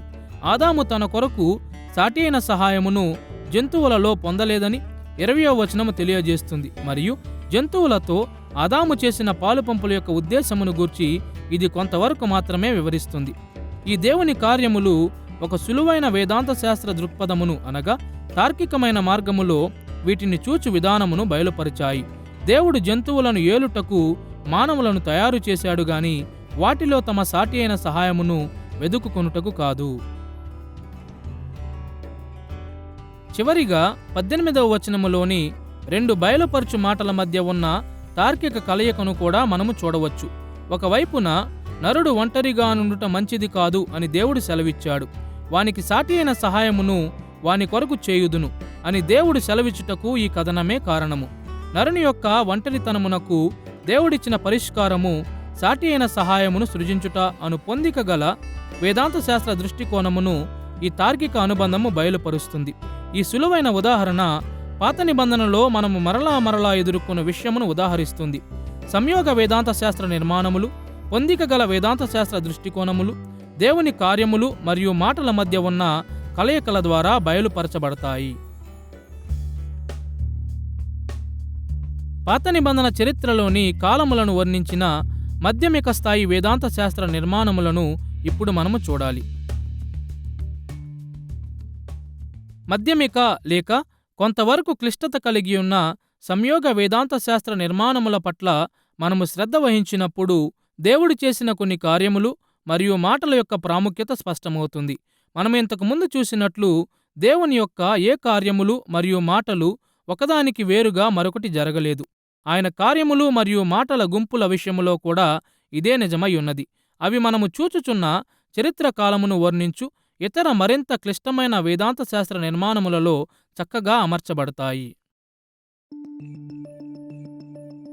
అనేక రకముల మధ్యమిక స్థాయి సంయోగ నిర్మాణములు ఉన్నాయి గాని మన ఉద్దేశముల కొరకు మనము ఒకదాని మీద దృష్టి పెడదాము: దైవిక నిబంధనలు. మొదటిగా నిబంధనల యొక్క తార్కిక క్రియాశీలకాలను మనము చిత్రీకరిద్దాము మరియు తరువాత చరిత్రలోని ఒక కాలము యొక్క వేదాంత శాస్త్రమును అర్థము చేసుకున్నటకు ఈ తార్కిక నిర్మాణము ఎలా సహాయపడుతుందో చూద్దాము. మొదటిగా నిబంధనల యొక్క తార్కిక క్రియాశీలకములను చూద్దాము. పాత నిబంధన ఇజ్రాయేలు యొక్క విశ్వాసము నిబంధన సంబంధమైనది అని చాలా కాలముగా గుర్తించబడింది. నిబంధన అను అంశము లేఖనము అంతటా నిండి ఉన్నది. నిబంధనలను గూర్చి మనం అనేక విషయములను తెలియజేయవలసి ఉన్నను పాత నిబంధనలో దైవిక నిబంధనలను గూర్చిన ఒక అంశమును మాత్రమే మనము చూద్దాము. కొన్ని దైవిక ప్రత్యక్షతల యొక్క పొందికను అర్థము చేసుకున్నటలో అవి మనకు ఎలా సహాయము చేయగలవు? పాత నిబంధనలో ప్రతి నిబంధనకు కొన్ని విశేష లక్షణములు ఉన్నప్పటికీ 3 ముఖ్యమైన విషయములను అర్థము చేసుకున్నటకు అవి ఒక తార్కికమైన విధానమును కనుపరిచాయి: దైవిక ఉపకారము, మానవ రాజభక్తి మరియు విధేయతకు ఆశీర్వాదములు మరియు అవిధేయతకు శాపముల ఫలితములు. దేవుడు మరియు మానవుల మధ్య ఉన్న అనుబంధము ఈ 3 విషయముల మధ్య ఉన్న అనుబంధము ద్వారా ఎల్లప్పుడూ శాసించబడింది. ప్రజలను ఆయనతో అనుబంధములోనికి తీసుకుని వచ్చు విధముగా మరియు వారిని ఆ అనుబంధములో నిలిచియుండునట్లు చేయు విధముగా దేవుడు ఉపకారమును చూపాడు. కానీ దీనికి ప్రతిస్పందనగా ఆయన ఆజ్ఞలను పాటించుట ద్వారా మానవులు దేవునికి రాజభక్తి చూపించవలసి ఉన్నది. దీనితో పాటుగా పాత నిబంధనలోని ప్రతి నిబంధనలోనూ స్థాపించబడిన పరిణామాలు ఉన్నాయి. దేవుని ఆజ్ఞలకు విధేయులైన వారికి కలుగు ఆశీర్వాదములు మరియు అవిధేయులైన వారికి కలుగు శాపములు. పాత నిబంధన చరిత్రలోని ప్రతి క్షణము ఈ తార్కిక నిబంధన నిర్మాణముల ద్వారా నియంత్రించబడింది అని గుర్తించుట ఎంతో అవసరము. దేవుని కార్య మరియు వాక్య ప్రత్యక్షతలన్నిటిలో గల దాగి ఉన్న వ్యవస్థను చూచుటకు మనకు సహాయము చేయు ఒక మార్గమును అవి సృష్టించాయి. కొన్నిసార్లు దేవుని ప్రత్యక్షతలు తన ప్రజల పట్ల ఆయన కలిగి ఉన్న నిబంధన ఉపకారములను మరియు దయను కనపరిచాయి. ఇతర దైవిక కార్యములు మరియు మాటలు దేవుడు ఆశించిన మానవ రాజభక్తిని అనగా ఆయన చేసిన ఉపకారములకు మానవులు స్పందించవలసిన విధానములను వ్యక్తపరిచాయి. మరియు దైవిక ప్రత్యక్షతలు ఆశీర్వాదములు మరియు శాపముల యొక్క పరిణామముల వైపుకు కూడా ఆసక్తిని మళ్లించాయి. పాత నిబంధనలోని ఏ సమయములోని వేదాంత శాస్త్ర నిర్మాణమును గూర్చి అయినా మనము కలిగి ఉన్న అవగాహన చాలా వరకు ఈ నిబంధన నిర్మాణములలో దైవిక ప్రత్యక్షత యొక్క ప్రతి లక్షణము ఇమిడియుండు దాని మీద ఆధారపడుతుంది. ఈ మధ్యమిక స్థాయి సంయోగ నిర్మాణము ఎలా పనిచేస్తుందో వివరించుటకు ఆదికాండం 2వ అధ్యాయములో హవ్వను సృష్టించిన ఉదాహరణను మరింత విపులముగా చూద్దాము. ఇప్పుడు మనకు తెలిసినట్లుగానే ఆదికాండం 2వ అధ్యాయము దేవుడు ఆదాముతో చేసిన మొదటి నిబంధన కాలములో జరిగింది. ఈ నిబంధన యొక్క ప్రత్యేకతను మనము మన తరువాత పాఠములో చర్చించుదాము. అయితే ఈ సమయములో ఈ లేఖన భాగములో దేవుని ఉపకారము, మానవ రాజభక్తి, ఆశీర్వాదములు మరియు శాపములకు కలుగు పరిణామముల యొక్క తార్కిక నిర్మాణములు స్పష్టముగా కనిపించు కొన్ని మార్గములను మాత్రమే మనము గుర్తించుదాము. మొదటి స్థానములో ఆదికాండం 2వ అధ్యాయం 8వ వచనములో ఆదామును ఆయన తోటలో ఉంచినప్పుడు దేవుడు ఆదాము పట్ల గొప్ప ఉపకారమును కనపరిచాడు. అయితే దేవుడు రాజభక్తి కలిగి ఉండు బాధ్యత కూడా ఆదాముకు ఇచ్చాడు. ఆదాము తోటను సేద్యపరిచి దానిని కాయవలసి ఉండెను. ఈ వచనము వెనుక దాగియున్న నిబంధన నిర్మాణములు స్పష్టముగా ఉన్నాయి. దేవుడు ఆదామునకు దయను చూపాడు మరియు దానికి స్పందనగా ఆదాము తోటను సేద్యపరిచి కాచి దేవునికి నమ్మకమైన పరిచర్య చేయవలసి ఉండినది. 2వ స్థానములో 18వ వచనములో దేవుడు ఆదాము యొక్క పరిస్థితిని గమనించి ఆదాముకు సాటి అయిన సహాయమును ఇస్తానని చెప్పినప్పుడు ఆయన మరింత ఉపకార గుణమును చూపాడు. తరువాత 19, 20 వచనాలలో ఆదాము జంతువులకు పేర్లు పెట్టుట ద్వారా తన రాజభక్తి బాధ్యతను నెరవేర్చుట ఆరంభించాడు మరియు ఏ జంతువు కూడా తనకు సాటి అయిన సహాయము కానేరదని గమనించాడు. 3వ స్థానములో 21, 22 వచనములలో జంతువులకు పేరు పెట్టుటలో ఆదాము చూపిన నమ్మకత్వం యొక్క ఫలితమును మరియు జంతువులలో ఆయన సాటి అయిన సహాయమును కనుగొనలేకపోవుటను మనము చూస్తాము. దేవుడు ఆదాముకు అతని సాటి అయిన సహాయమైన హవ్వను కానుకగా ఇచ్చాడు. ఈ వాక్య భాగములో దేవుని శాపముల యొక్క ఫలితములను గూర్చి ఎలాంటి హానికరమైన మాట తెలుపబడలేదు గాని తన బాధ్యతను నెరవేర్చుటలో ఒకవేళ ఆదాము విఫలమయ్యుంటే దేవుడు ఈ విధముగా ఆదామును దీవించి ఉండేవాడు కాదని మనము నమ్ముటకు కారణముంది. నిబంధనల వంటి మధ్యమిక స్థాయి సంయోగ నిర్మాణములు దేవుని యొక్క విశేష కార్య మరియు వాక్య ప్రత్యక్షతలను అర్థము చేసుకునుటలో మనకు ఎలా సహాయము చేస్తాయో ఉదాహరించుటకు ఈ సులువైన ఉదాహరణ సరిపోతుంది. సంయోగ నిర్మాణముల యొక్క ఈ స్థాయిలను మనసులో ఉంచుకొని మన ధ్యాసను ఇప్పుడు క్లిష్ట స్థాయి సంయోగ నిర్మాణముల వైపుకు త్రిప్పవలసి ఉన్నది. క్లిష్టమైన వేదాంత శాస్త్ర నిర్మాణములను గూర్చి మనము మాట్లాడునప్పుడు ఎంత విశాలమైన వేదాంత శాస్త్ర వ్యవస్థలు లేక చట్రములు మనసులో ఉంటాయంటే అవి ఎన్నో మౌలిక మరియు మధ్యమిక స్థాయి నిర్మాణములను కలిపి వాటిని ఇతర ఆలోచనలతో జతపరుస్తాయి. పాత నిబంధన వేదాంత శాస్త్రములో ఎన్నో క్లిష్టమైన వేదాంత శాస్త్ర వ్యవస్థలు ఉన్నాయి. కానీ మన దృష్టిని ఒక అతి ప్రాముఖ్యమైన దాని మీద కేంద్రీకరించుదాము. దానిని మనము దేవుని రాజ్యమును గూర్చిన వేదాంత శాస్త్రము అని పిలుస్తాము. ఈ అంశమును గూర్చి మనం అనేక విషయములు చెప్పవచ్చు. కానీ ఈ పాఠములో దేవుని రాజ్య సిద్ధాంతమును క్రోడీకరించి పాత నిబంధన చరిత్రలోని ఒక భాగము యొక్క వేదాంత శాస్త్ర నిర్మాణములను చూచుటలో అది మనకు ఉపయోగపడు ఉదాహరణను గమనించుట సరిపోతుంది. దేవుని రాజ్య సిద్ధాంతము ఆయన సృష్టి కొరకు దేవుడు కలిగి ఉన్న సమగ్ర ప్రణాళికను ప్రస్తావిస్తుంది. ఆదికాండము మొదలుకొని ప్రకటన గ్రంథము వరకు నేడు పరలోకములో ఉన్నట్లు భూమి మీద కూడా దేవుని మహిమకరమైన పరిపాలనను స్థాపించుట ద్వారా దేవుడు మహిమ మరియు ఘనతను పొందు గమ్యము వైపుకు చరిత్ర ఆపు లేకుండా ముందుకు సాగుతున్నట్టు మనము చూస్తాము. భూమిని ఆయన మహిమకరమైన రాజ్యము కొరకు సిద్ధపరుస్తూ ఈ పనిని చేయుట కొరకు దేవుడు తన స్వరూపములైన మానవులను నియమించాడని లేఖనమంతా స్పష్టము చేస్తుంది. దేవుడు వాస్తవముగా తన స్వరూపమును పరిశుద్ధమైన ఏదోను తోటలో మాత్రమే ఉంచిన ఫలించుట ద్వారా మరియు దేవుని సేవలో ఆధిపత్యము కలిగి ఉండుట ద్వారా దేవుని తోట యొక్క పరిమితులను భూదిగంతముల వరకు వ్యాపింపజేయుటకు మానవులు ఎల్లప్పుడూ పిలువబడితిరి. ఆదికాండము 1వ అధ్యాయము 28వ వచనములో ఇలా వ్రాయబడి ఉన్నది: దేవుడు వారిని ఆశీర్వదించెను, ఎట్లనగా మీరు ఫలించి అభివృద్ధి పొంది విస్తరించి భూమిని నిండించి దానిని లోపరుచుకొనుడి. సముద్రపు చేపలను ఆకాశ పక్షులను భూమి మీద ప్రాకు ప్రతి జీవిని ఏలుడని దేవుడు వారితో చెప్పెను. పాపములోనికి పడిపోయిన తరువాత ఈ కార్యమును చేయుటకు మానవులు దేవుని ద్వారా విమోచించబడి బలపరచబడవలసి ఉండినది. అయినను దేవుడు పాపము నుండి విడిపించిన వారు ఆయన విమోచనను ప్రచురపరచుచు ప్రతి చోట ఏలుట ద్వారా దేవుని రాజ్యమును వ్యాపింపజేయుటకు పిలువబడిరి. దుఃఖకరముగా దేవుని ప్రజలు ఈ కార్యము చేయుటలో విఫలమయ్యారని, కాని దేవుడు తన రాజ్య ప్రణాళికను విరమించుకోలేదని లేఖనములు బయలుపరుచుచున్నాయి. త్రిత్వములోని 2వ పురుషమూర్తి మానవ అవతారము ధరించి పరిపూర్ణమైన పరిశుద్ధ జీవితమును జీవించినప్పుడు, శిలువ మీద మరణించుట ద్వారా దేవుని ప్రజల యొక్క పాపములకు వెల చెల్లించినప్పుడు, మరణము నుండి తిరిగి లేచినప్పుడు మరియు పరలోకమునకు ఆరోహణమై తగిన ఫలమును పొందుకున్నప్పుడు ఆయన ప్రణాళిక తుదకు నెరవేరింది. అక్కడ నుండి యేసు సమస్తమును పాలించుచున్నాడు మరియు సమస్తమును నూతనపరచుటకు ఆయన మహిమలో తిరిగి వస్తాడు. క్రీస్తు తిరిగి వచ్చినప్పుడు ఈ భూమి మీద నుండి చెడును పూర్తిగా నిర్మూలం చేస్తాడు మరియు క్రొత్త ఆకాశము క్రొత్త భూమి ఏర్పడతాయి. ఆ సమయమందు భూమి విమోచించబడిన పరిశుద్ధమైన దేవుని స్వరూపములతో నిండియుంటుంది మరియు తండ్రి అయిన దేవుడు దిగివచ్చి భూమి అంతటిని తన మహిమతో నింపివేస్తాడు.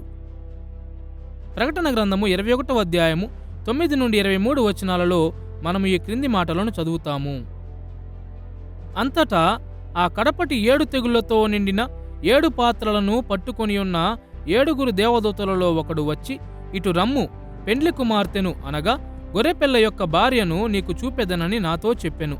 ఆత్మవశుడనై ఉన్న నన్ను ఎత్తైన గొప్ప పర్వతము మీదకి కొనిపోయి యెరూషలేము అను పరిశుద్ధ పట్టణము దేవుని మహిమగలదై పరలోకమందున్న దేవుని యొద్ద నుండి దిగివచ్చుట నాకు చూపెను. దాని యందలి వెలుగు దగదగ మెరయు సూర్యకాంతము వంటి అమూల్య రత్నమును పోలియున్నది.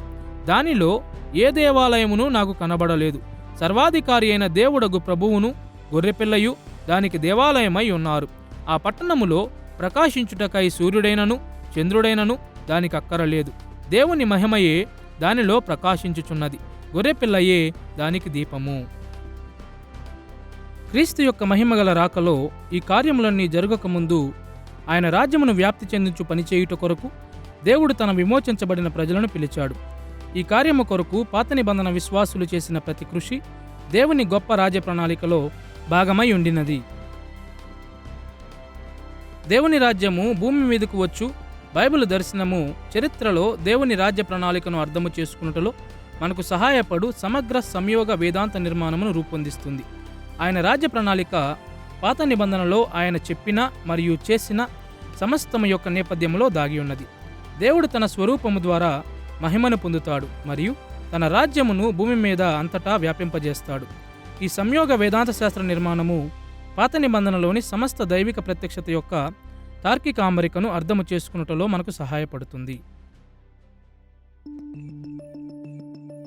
ఈ క్లిష్టమైన వేదాంత శాస్త్ర నిర్మాణము పాత నిబంధన చరిత్రలోని కొన్ని భాగములను మరింత విపులముగా అర్థము చేసుకున్నటకు మనకు ఏ విధముగా సహాయము చేయగలదో చూచుటకు ఆదికాండము 2వ అధ్యాయములో హవ్వను సృష్టించిన ఉదాహరణను మరొకసారి పరిగణించండి. తార్కికముగా వివిధ విధాలుగా కలుసుకుని అనేక కార్యములను దేవుడు చేశాడు మరియు మాటలను సెలవిచ్చాడని మనము చూశాము. నిబంధన క్రియాశీలకముల యొక్క తార్కిక అమరిక దేవుడు ఆదాముకు ఎంతో ఉపకారము చేశాడు. ఆదాము రాజభక్తి కలిగి ఉండాలని పిలిచాడు. ఆదాము తనకు ఇవ్వబడిన బాధ్యతలను నెరవేర్చాలని కోరాడు మరియు దేవుడు హవ్వను సాటిైన సహాయముగా తయారు చేసినప్పుడు ఆదాము దీవించబడ్డాడు అను సత్యముల వైపుకు మన దృష్టిని ఆకర్షిస్తుంది అని కూడా మనము చూశాము.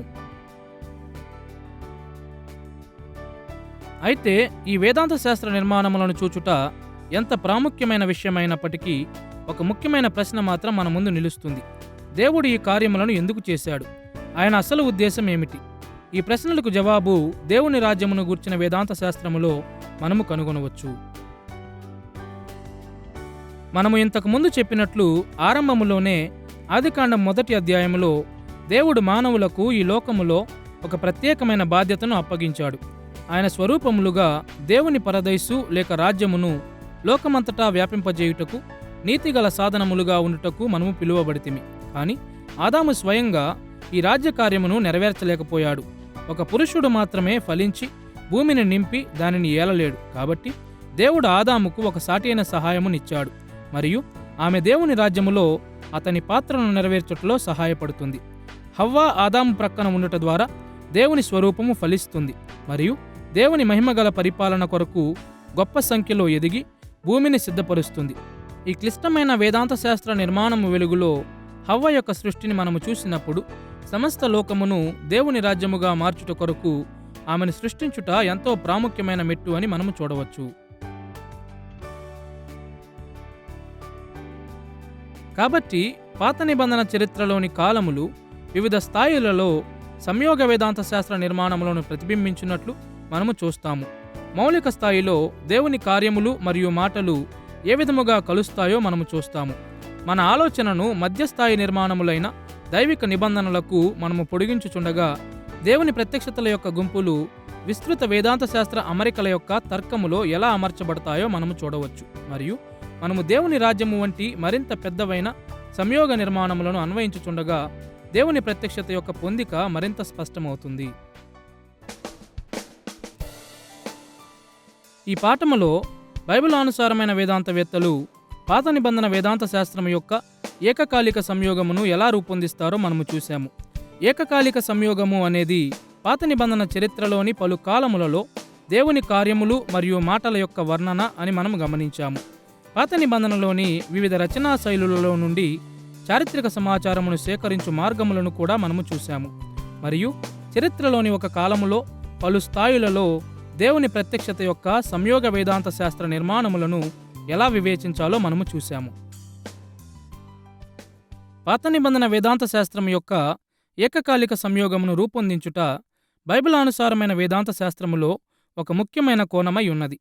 పాత నిబంధన చరిత్రలోని పలు కాలములలో ఆయన కార్యములు మరియు మాటల ద్వారా దేవుడు బయలుపరిచిన వాటిని మనం అర్థము చేసుకొనుచుండగా బైబిల్ అంతటిలో వేదాంత శాస్త్రము ఎలా అభివృద్ధి చెందినదో అన్వేషించుటకు మనం మరి ఎక్కువగా సిద్ధపడతాము.